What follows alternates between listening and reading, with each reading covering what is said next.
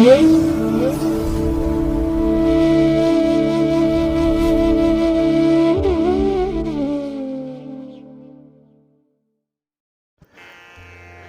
ಮಹಾಗಣಪತಿಯೇ ನಮಃ.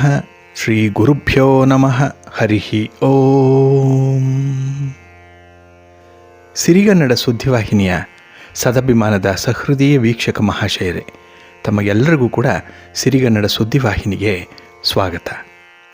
ದಯಾಮಯನಾದಂಥ ಭಗವಂತನ ಅನುಗ್ರಹ ತಮ್ಮೆಲ್ಲರಿಗೆ ಪ್ರಾಪ್ತಿಯಾಗಲಿ, ತಮ್ಮೆಲ್ಲರ ಜೀವನ ಆರೋಗ್ಯದಾಯಕವಾಗಿರಲಿ, ಸಂತೃಪ್ತಿದಾಯಕವಾಗಿರಲಿ ಎಂದು ಭಗವಂತನಲ್ಲಿ ಪ್ರಾರ್ಥನೆಯನ್ನು ಮಾಡ್ತಾ ಈ ದಿನದ ವಿಶೇಷ ಕಾರ್ಯಕ್ರಮವನ್ನು ನೋಡೋಣ. ಹಾಗೆ ದ್ವಾದಶ ರಾಶಿಯವರ ಗೋಚಾರ ಫಲಗಳು ಹೇಗಿವೆ ಅನ್ನೋದನ್ನು ಕೂಡ ತಿಳಿಯೋಣ ಬನ್ನಿ. ವೀಕ್ಷಕರೇ, ಈ ದಿನ ತಮ್ಮ ಹುಟ್ಟುಹಬ್ಬವನ್ನು ಆಚರಿಸ್ಕೊಳ್ತಾ ಇರುವಂಥ ತಮಗೆಲ್ಲರಿಗೂ ಕೂಡ ಹುಟ್ಟುಹಬ್ಬದ ಶುಭಾಶಯಗಳು. ಹಾಗೆ ಈ ದಿನಾಂಕದಂದು ವಿವಾಹವಾಗಿರುವಂಥ ದಂಪತಿಗಳಿಗೂ ಕೂಡ ವಿವಾಹ ವಾರ್ಷಿಕೋತ್ಸವದ ಶುಭಾಶಯಗಳನ್ನು ಹೇಳ್ತಾ ಭಗವಂತ ತಮಗೆಲ್ಲರಿಗೂ ಕೂಡ ಸಕಲ ಸನ್ಮಂಗಳಗಳನ್ನು ಕರುಣಿಸಲಿ ಅಂತ ಹೇಳಿ ಸಿರಿಗನ್ನಡ ಸುದ್ದಿವಾಹಿನಿಯ ಪರವಾಗಿ ಪ್ರಾರ್ಥಿಸುತ್ತೇನೆ. ಪ್ರೀತಿಯ ಬಂಧುಗಳೇ, ಈ ದಿನ 2024 ಜೂನ್ ತಿಂಗಳ 23ನೇ ತಾರೀಕು ಆದಿತ್ಯವಾಸರ ಅಂದರೆ ಭಾನುವಾರ. ಈ ಭಾನುವಾರದ ನಿತ್ಯ ಪಂಚಾಂಗ ಫಲ ಹೇಗಿದೆ ನೋಡೋಣ ಬನ್ನಿ. ಶ್ರೀ ಕ್ರೋಧಿ ನಾಮ ಸಂವತ್ಸರೆ ಉತ್ತರಾಯಣೆ, ಗ್ರೀಷ್ಮ ಋತು, ಜ್ಯೇಷ್ಠ ಮಾಸ, ಕೃಷ್ಣ ಪಕ್ಷದ ದ್ವಿತೀಯ 2ನೇ ದಿವಸದ ತಿಥಿ. ಇದು ಈ ದಿನ ರಾತ್ರಿ 4:17 ಇರಲಿದೆ. ಈ ದಿನದ ನಕ್ಷತ್ರ ಪೂರ್ವಾಷಾಢ ನಕ್ಷತ್ರ.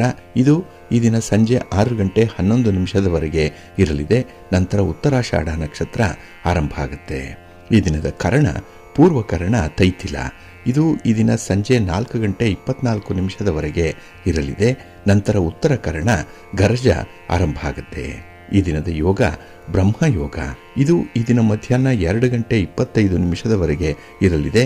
ನಂತರ ಇಂದ್ರಯೋಗ ಆರಂಭ ಆಗುತ್ತೆ. ಈ ದಿನದ್ದು ದಿಕ್ಷೂಲೆ ಪಶ್ಚಿಮ ದಿಕ್ಕು. ಇನ್ನು ಈ ದಿನ ಸೂರ್ಯ ಇರುವಂಥ ರಾಶಿ ಮಿಥುನ, ಚಂದ್ರ ಇರುವಂಥ ರಾಶಿ ಧನಸ್ಸು. ಹಾಗೆ ಈ ದಿನ ರಾಹುಕಾಲ ಇರುವಂಥ ಸಮಯ ಈ ದಿನ ಸಂಜೆ 5:13 ಸಂಜೆ 6:50 ಗುಳಿಕ ಕಾಲ ಈ ದಿನ ಅಪರಾಹ್ನ 3:37 ಸಂಜೆ 5:13 ಇನ್ನು ಯಮಗಂಡ ಕಾಲ ಈ ದಿನ ಮಧ್ಯಾಹ್ನ 12:25 2:01 ಇರಲಿದೆ. ಹಾಗೆ ಈ ದಿನ ದುಷ್ಟ ಮುಹೂರ್ತ ಇರುವಂಥ ಸಮಯ ಈ ದಿನ ಸಂಜೆ 5:30 ಸಂಜೆ 6:26 ದುಷ್ಟ ಮುಹೂರ್ತದ ಸಮಯ. ಹಾಗಾಗಿ ಈ ಸಮಯದಲ್ಲಿ ಯಾವುದೇ ಪ್ರಯಾಣವನ್ನಾಗಲಿ ಯಾವುದೇ ಶುಭ ಕಾರ್ಯಗಳನ್ನಾಗಲಿ ಆರಂಭ ಮಾಡಬೇಡಿ. ಏಕೆಂದರೆ ನೀವು ಯಾವುದೇ ಕೆಲಸವನ್ನು ಈ ದುಷ್ಟ ಮುಹೂರ್ತದಲ್ಲಿ ಆರಂಭ ಮಾಡಿದರೆ ಅದರಿಂದ ಬರುವಂಥ ಫಲಿತಾಂಶಗಳೇನಿದೆ ಅದು ಅಷ್ಟೊಂದು ಅನುಕೂಲಕರವಾಗಿ ಇರೋದಿಲ್ಲ. ಅದರಿಂದಲೇ ಈ ದುಷ್ಟ ಮುಹೂರ್ತವನ್ನು ಅವಾಯ್ಡ್ ಮಾಡುವಂಥದ್ದು ತುಂಬ ಉತ್ತಮ. ಇನ್ನು ಈ ದಿನ ಅಭಿಜಿತ್ ಮುಹೂರ್ತ ಇರುವಂಥ ಸಮಯ ಈ ದಿನ ಬೆಳಿಗ್ಗೆ 11:55 ಮಧ್ಯಾಹ್ನ 12:51 ಅಭಿಜಿತ್ ಮುಹೂರ್ತ ಇರುವಂಥ ಸಮಯ. ಇನ್ನು ವಿಶೇಷವಾಗಿ ಈ ದಿನ ಅಮೃತ ಕಾಲ ಇರುವಂಥ ಸಮಯ ಈ ದಿನ ಮಧ್ಯಾಹ್ನ 1:38 ಮಧ್ಯಾಹ್ನ 2:41 ಅಮೃತ ಕಾಲದ ಸಮಯ. ಹಾಗೆ ಈ ದಿನ ಸೂರ್ಯೋದಯ ಆಗುವಂಥ ಸಮಯ ಈ ದಿನ ಪ್ರಾತಃ ಕಾಲ 5:53 ಸೂರ್ಯಾಸ್ತ ಸಂಜೆ 6:49. ಹಾಗೆ ಈ ದಿನ ಚಂದ್ರನ ಬಲ ಇರುವಂಥ ರಾಶಿಗಳು ಅಂತ ಹೇಳಿದ್ರೆ ಮಿಥುನ, ಕರ್ಕಾಟಕ, ತುಲ, ಧನಸ್ಸು, ಕುಂಭ ಮತ್ತು ಮೀನ. ಈ 6 ರಾಶಿಯವರಿಗೆ ಗೋಚಾರದಲ್ಲಿ ಚಂದ್ರನಿಂದ ಶುಭ ಫಲಗಳ ಯೋಗ ಇರುತ್ತೆ. ಇನ್ನು ಉಳಿದ 6 ರಾಶಿಯವರಿಗೆ ಮಿಶ್ರ ಫಲದ ಯೋಗ ಇರುತ್ತೆ. ಅದನ್ನು ಮುಂದೆ ದ್ವಾದಶ ರಾಶಿಯವರ ಗೋಚಾರ ಫಲಗಳನ್ನು ನೋಡುವಂಥ ಸಂದರ್ಭದಲ್ಲಿ ಮತ್ತಷ್ಟು ವಿಚಾರಗಳನ್ನು ತಿಳ್ಕೊಳ್ಳೋಣ. ಇನ್ನು ಈ ದಿನದ ಹೊರಾದ ಅಧಿಪತಿ ರವಿ. ರವಿ ಅಂತ ಹೇಳಿದ್ರೆ ವಿಶೇಷವಾಗಿ ರಾಜನೀತಿಗೆ ಕಾರಕನಾಗಿರುವಂಥವನು, ಆಡಳಿತಕ್ಕೆ ಕಾರಕ. ಹಾಗಾಗಿನೇ ರಾಜಕೀಯ ಕ್ಷೇತ್ರದಲ್ಲಿರುವಂಥವ್ರಿಗೆ, ರಾಜಕಾರಣಿಗಳಿಗೆ ಅತ್ಯುತ್ತಮವಾದಂತಹ ದಿನ. ಅಂದರೆ ನಿಮ್ಮ ಕೆಲಸ ಕಾರ್ಯಗಳು ಯಶಸ್ವಿಯಾಗುತ್ತೆ. ಹಾಗೆ ನಿಮಗೆ ಯಾವುದೇ ರಾಜಕಾರಣಿಯಿಂದ ಯಾವುದೇ ರೀತಿಯ ಸಹಾಯ ಸಹಕಾರಗಳು ಬೇಕು ಅಂದರೂ ಕೂಡ ಅವರನ್ನು ಭೇಟಿ ಮಾಡಲಿಕ್ಕೂ ಈ ದಿನ ಚೆನ್ನಾಗಿದೆ. ಗಣ್ಯರನ್ನು ಭೇಟಿ ಮಾಡುವಂಥದ್ದು, ಹಿರಿಯರನ್ನು ಭೇಟಿ ಮಾಡುವಂಥ ವಿಚಾರಗಳು ನಿಮಗೆ ಸಕ್ಸಸ್ಸನ್ನು ತರುತ್ತೆ. ಹಾಗೆ ಈ ರವಿ ಸರ್ಕಾರಕ್ಕೆ ಕಾರಕನಾಗಿರುವಂಥವನು. ಹಾಗಾಗಿ ಸರ್ಕಾರದ ಕೆಲಸ ಕಾರ್ಯಗಳು ಕೂಡ ಈ ದಿನ ಯಶಸ್ವಿಯಾಗಿ ನಡೆಯುತ್ತೆ. ಹಾಗೆ ಧರ್ಮ, ಕೀರ್ತಿ, ಆಕರ್ಷಣೆ, ಕಣ್ಣುಗಳು, ಆರೋಗ್ಯ ಇದಕ್ಕೂ ಕೂಡ ರವಿ ಕಾರಕನಾಗಿರುವಂಥವನು. ಹಾಗಾಗಿ ಈ ದಿನ ಆರೋಗ್ಯದ ಬಗ್ಗೆ ತುಂಬ ಕಾಳಜಿ ಕಳಕಳಿ ಇರುವಂಥ ಸಂದರ್ಭಗಳು ಕೂಡ ಇದೆ. ಹಾಗಾಗಿ ಈ ಉನ್ನತ ಮಟ್ಟದ ಕೆಲಸ ಕಾರ್ಯಗಳನ್ನು ಆಲೋಚನೆ ಮಾಡಲಿಕ್ಕೆ, ತೀರ್ಮಾನವನ್ನು ತೆಗೆದುಕೊಳ್ಳಿಕ್ಕೆ ಈ ದಿನ ಚೆನ್ನಾಗಿದೆ. ಇನ್ನು ಈ ದಿನ ಇರುವಂಥ ಗುರುಹೋರ ಕೂಡ ಎಲ್ಲ ಕೆಲಸಗಳಿಗೂ ಕೂಡ ಅನುಕೂಲಕರವಾಗಿರುವಂಥ ಸಂದರ್ಭ. ಇದು ಈ ದಿನ ಬೆಳಿಗ್ಗೆ 11 ಗಂಟೆ 14 ನಿಮಿಷದಿಂದ ಮಧ್ಯಾಹ್ನ 12 ಗಂಟೆ 19 ನಿಮಿಷದವರೆಗೆ, ಇನ್ನು ಸಂಜೆ 6 ಗಂಟೆ 45 ನಿಮಿಷದಿಂದ ರಾತ್ರಿ 7 ಗಂಟೆ 40 ನಿಮಿಷದವರೆಗೆ, ಇನ್ನು ರಾತ್ರಿ 1 ಗಂಟೆ 14 ನಿಮಿಷದಿಂದ ರಾತ್ರಿ 2 ಗಂಟೆ 10 ನಿಮಿಷದವರೆಗೆ ಗುರುಹೋರ ಇರುವಂಥ ಸಮಯ. ಇದನ್ನು ನೀವು ಅನುಸರಣೆ ಮಾಡ್ಬೋದು, ಒಳ್ಳೆಯದಾಗತ್ತೆ. ಆದರೆ ಈ ದಿನ ಇರುವಂಥ ಶನಿ ಹೋರವನ್ನು ಸ್ವಲ್ಪ ಅವಾಯ್ಡ್ ಮಾಡಬೇಕು. ಯಾಕೆಂದರೆ ಅನ್ಫೇವರಬಲ್ ಆಗಿರುವಂಥದ್ದು. ಅದರಲ್ಲೂ ರಾಜಕಾರಣಿಗಳು, ರಾಜಕೀಯ ಕ್ಷೇತ್ರದಲ್ಲಿರುವಂಥವರು ಈ ದಿನ ಯಾವುದೇ ಕೆಲಸಗಳನ್ನು ಶನಿ ಹೋರಾದಲ್ಲಿ ಮಾಡಬೇಡಿ. ನಿಮ್ಮ ಪ್ರಯಾಣವನ್ನು ಕೂಡ ಮಾಡಬೇಡಿ, ಏಕೆಂದರೆ ನಿಮಗೆ ಅದು ಅಷ್ಟೊಂದು ಅನುಕೂಲವನ್ನು ತರಲ್ಲ. ಹಾಗೆ ಕಬ್ಬಿಣ ಮತ್ತು ಕಲ್ಲಿನ ವ್ಯಾಪಾರಿಗಳಿಗೂ ಕೂಡ ಈ ದಿನ ಬಹಳ ವಿಶೇಷವಾದಂತಹ ಅಡಚಣೆಗಳು ಉಂಟಾಗುತ್ತೆ. ಹಾಗಾಗಿ ನಿಮ್ಮ ವ್ಯಾಪಾರ, ನಿಮ್ಮ ವ್ಯವಹಾರ, ನಿಮ್ಮ ಚಟುವಟಿಕೆಗಳನ್ನು ಆದಷ್ಟು ಈ ಶನಿ ಹೋರಾದಲ್ಲಿ ತಟಸ್ಥಗೊಳಿಸ್ಬಿಡಿ. ಇನ್ನು ಹಿರಿಯರನ್ನ ಭೇಟಿ ಮಾಡುವಂಥದ್ದು, ಗಣ್ಯರನ್ನ ಭೇಟಿ ಮಾಡುವಂತಹ ವಿಚಾರಗಳೇನಾದರೂ ಇದ್ದರೆ ಅದು ಕೂಡ ಶನಿ ಹೋರಾದಲ್ಲಿ ಬೇಡ. ಅದು ನಿಮಗೆ ಅಷ್ಟೊಂದು ಶುಭವನ್ನು, ಲಾಭವನ್ನು ತರಲ್ಲ. ಹಾಗಾಗಿ ಈ ದಿನ ಶನಿ ಹೋರ ಇರುವಂಥ ಸಮಯ ಬೆಳಿಗ್ಗೆ 10 ಗಂಟೆ 10 ನಿಮಿಷದಿಂದ ಬೆಳಿಗ್ಗೆ 11 ಗಂಟೆ 14 ನಿಮಿಷದವರೆಗೆ, ಇನ್ನು ಸಂಜೆ 5 ಗಂಟೆ 40 ನಿಮಿಷದಿಂದ ಸಂಜೆ 6 ಗಂಟೆ 45 ನಿಮಿಷದವರೆಗೆ, ಹಾಗೆ ರಾತ್ರಿ 12 ಗಂಟೆ 19 ನಿಮಿಷದಿಂದ ರಾತ್ರಿ 1 ಗಂಟೆ 14 ನಿಮಿಷದವರೆಗೆ ಶನಿ ಹೋರ ಇರುವಂಥ ಸಮಯ. ಇದನ್ನು ಸ್ವಲ್ಪ ಅವಾಯ್ಡ್ ಮಾಡಿ, ಒಳ್ಳೆಯದಾಗುತ್ತೆ. ಹಾಗಾಗಿ ಬಂಧುಗಳೇ, ನಿಮ್ಮ ಕೆಲಸ ಕಾರ್ಯಗಳು ಯಾವುದೇ ಇರಲಿ ಅದನ್ನು ಒಳ್ಳೆಯ ಮುಹೂರ್ತದಲ್ಲಿ ಆರಂಭ ಮಾಡಿ. ಆ ದಿನದಲ್ಲಿ ಬರುವಂಥ ಪಂಚ ಅಂಗಗಳು, ಆಯಾ ದಿನದ ತಿಥಿ, ವಾರ, ನಕ್ಷತ್ರ, ಯೋಗ, ಕರಣ ಇವುಗಳ ಬಗ್ಗೆ ನೀವು ತಿಳ್ಕೊಳ್ಬೇಕು. ಇದನ್ನು ಶ್ರವಣ ಮಾಡುವಂಥದ್ದೇ ಪುಣ್ಯದ ಕೆಲಸ. ಇದನ್ನು ನೀವು ಅನುಸರಣೆ ಮಾಡುವಂಥದ್ದೇ ಲಾಭದ ಕೆಲಸ. ಹಾಗಾಗಿ ಈ 5 ಅಂಗಗಳನ್ನು ಪ್ರತಿನಿತ್ಯ ನೋಡಿಕೊಂಡು ಅದರಲ್ಲಿ ಶುಭ ಮುಹೂರ್ತ ಯಾವುದಿದೆ ಅಂತ ಹೇಳಿ ಕಂಡು ಹಿಡ್ಕೊಂಡು ಮತ್ತೆ ಯಾವ ಕೆಲಸವನ್ನು ಯಾವ ಹೊರದಲ್ಲಿ ಮಾಡಬೇಕು ಅನ್ನುವಂಥದ್ದು. ಈ ಹೊರ ಕೆಲವೊಂದು ಪ್ರಮುಖವಾದಂತಹ ಕೆಲಸಗಳನ್ನು ಈ ಸಂದರ್ಭದಲ್ಲಿ ಮಾಡಿದ್ರೆ ಅತ್ಯುತ್ತಮ ಫಲ ಸಿಕ್ಕತ್ತೆ ಅನ್ನುವಂಥ ವಿಚಾರವನ್ನು ತಿಳಿಸತ್ತೆ. ಹಾಗೆ ಕೆಲವು ಹೊರಗಳು ನಮಗೆ ಅಷ್ಟೊಂದು ಅನುಕೂಲ ಇರಲ್ಲ, ಅನ್ಫೇವರಬಲ್ ಆಗಿರುತ್ತೆ. ಆದ್ದರಿಂದ ಅಂತಹ ಹೊರವನ್ನು ಅವಾಯ್ಡ್ ಮಾಡಬೇಕು. ಹಾಗಾಗಿ ನಮ್ಮ ನಿರ್ದಿಷ್ಟವಾದ ಕೆಲಸ ಕಾರ್ಯಗಳನ್ನು, ಎಲ್ಲ ಕೆಲಸ ಕಾರ್ಯಗಳು ಅಲ್ಲ, ಕೆಲವೊಂದು ಕೆಲಸ ಕಾರ್ಯಗಳನ್ನು ಆ ನಿರ್ದಿಷ್ಟವಾದ ಹೊರದಲ್ಲಿ ಮಾಡಬೇಕು ಅಥವಾ ಮಾಡಬಾರ್ದು ಅನ್ನುವಂಥ ವಿಚಾರ ಕೂಡ ಇದೆ. ಇದನ್ನು ಸಿರಿಗನ್ನಡ ಸುದ್ದಿವಾಹಿನಿ ಪ್ರತಿನಿತ್ಯ ಪ್ರಸಾರ ಮಾಡ್ತಾ ಇದೆ. ಅದನ್ನು ನೀವು ಅನುಸರಣೆ ಮಾಡಿ, ಅದರಲ್ಲಿ ನಿಮಗೆ ಬೇಕಾದಂತಹ ಮಾಹಿತಿಗಳು ಸಿಕ್ಕತ್ತೆ. ಹಾಗಾಗಿ ಅಂತಹ ಮಾಹಿತಿಗಳ ಆಧಾರದ ಮೇಲೆ ನಿಮ್ಮ ಚಟುವಟಿಕೆಗಳನ್ನು ಆರಂಭ ಮಾಡಿ, ನಿಮ್ಮ ಪ್ರಯಾಣವನ್ನು ಪ್ರಾರಂಭ ಮಾಡಿ, ಅತ್ಯುತ್ತಮವಾದಂತಹ ಫಲ ನಿಮಗೆ ಸಿಕ್ಕತ್ತೆ, ಒಳ್ಳೆಯದಾಗತ್ತೆ. ಬಂಧುಗಳೇ, ನಾವು ಎಷ್ಟೇ ಕಷ್ಟಪಟ್ಟು ಕೆಲಸ ಮಾಡಲಿ, ಯಾವುದೇ ಉದ್ಯೋಗವನ್ನು ಮಾಡಲಿ, ಯಾವುದೇ ರೀತಿಯ ವ್ಯಾಪಾರವನ್ನು ಮಾಡಲಿ, ಅದು ನಮಗೆ ಸಮೃದ್ಧಿಯನ್ನು ತರಬೇಕು. ಜೀವನದಲ್ಲಿ ಹಣಕಾಸಿನ ಸಮಸ್ಯೆಗಳು ಇರಬಾರ್ದು.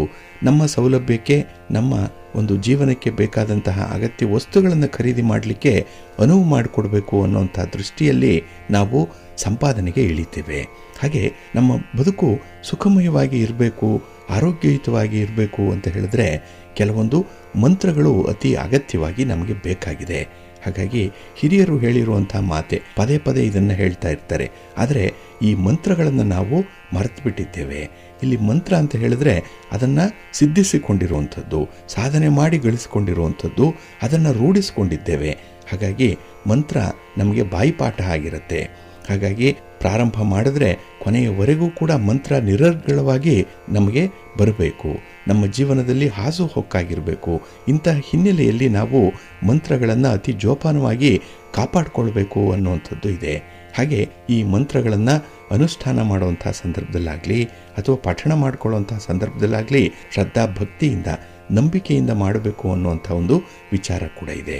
ಹಾಗಾಗಿ ಯಾರಿಗೆ ಬದುಕು ಸುಖಮಯವಾಗಿ ಇರಬೇಕು ಅಂತ ಹೇಳಿ ಬಯಸ್ತಾರೋ ಅಂಥವರೆಲ್ಲರೂ ಕೂಡ ಅಗತ್ಯವಾಗಿ ಈ ಮಂತ್ರವನ್ನು ನಾವು ಅನುಸರಣೆ ಮಾಡಬೇಕು.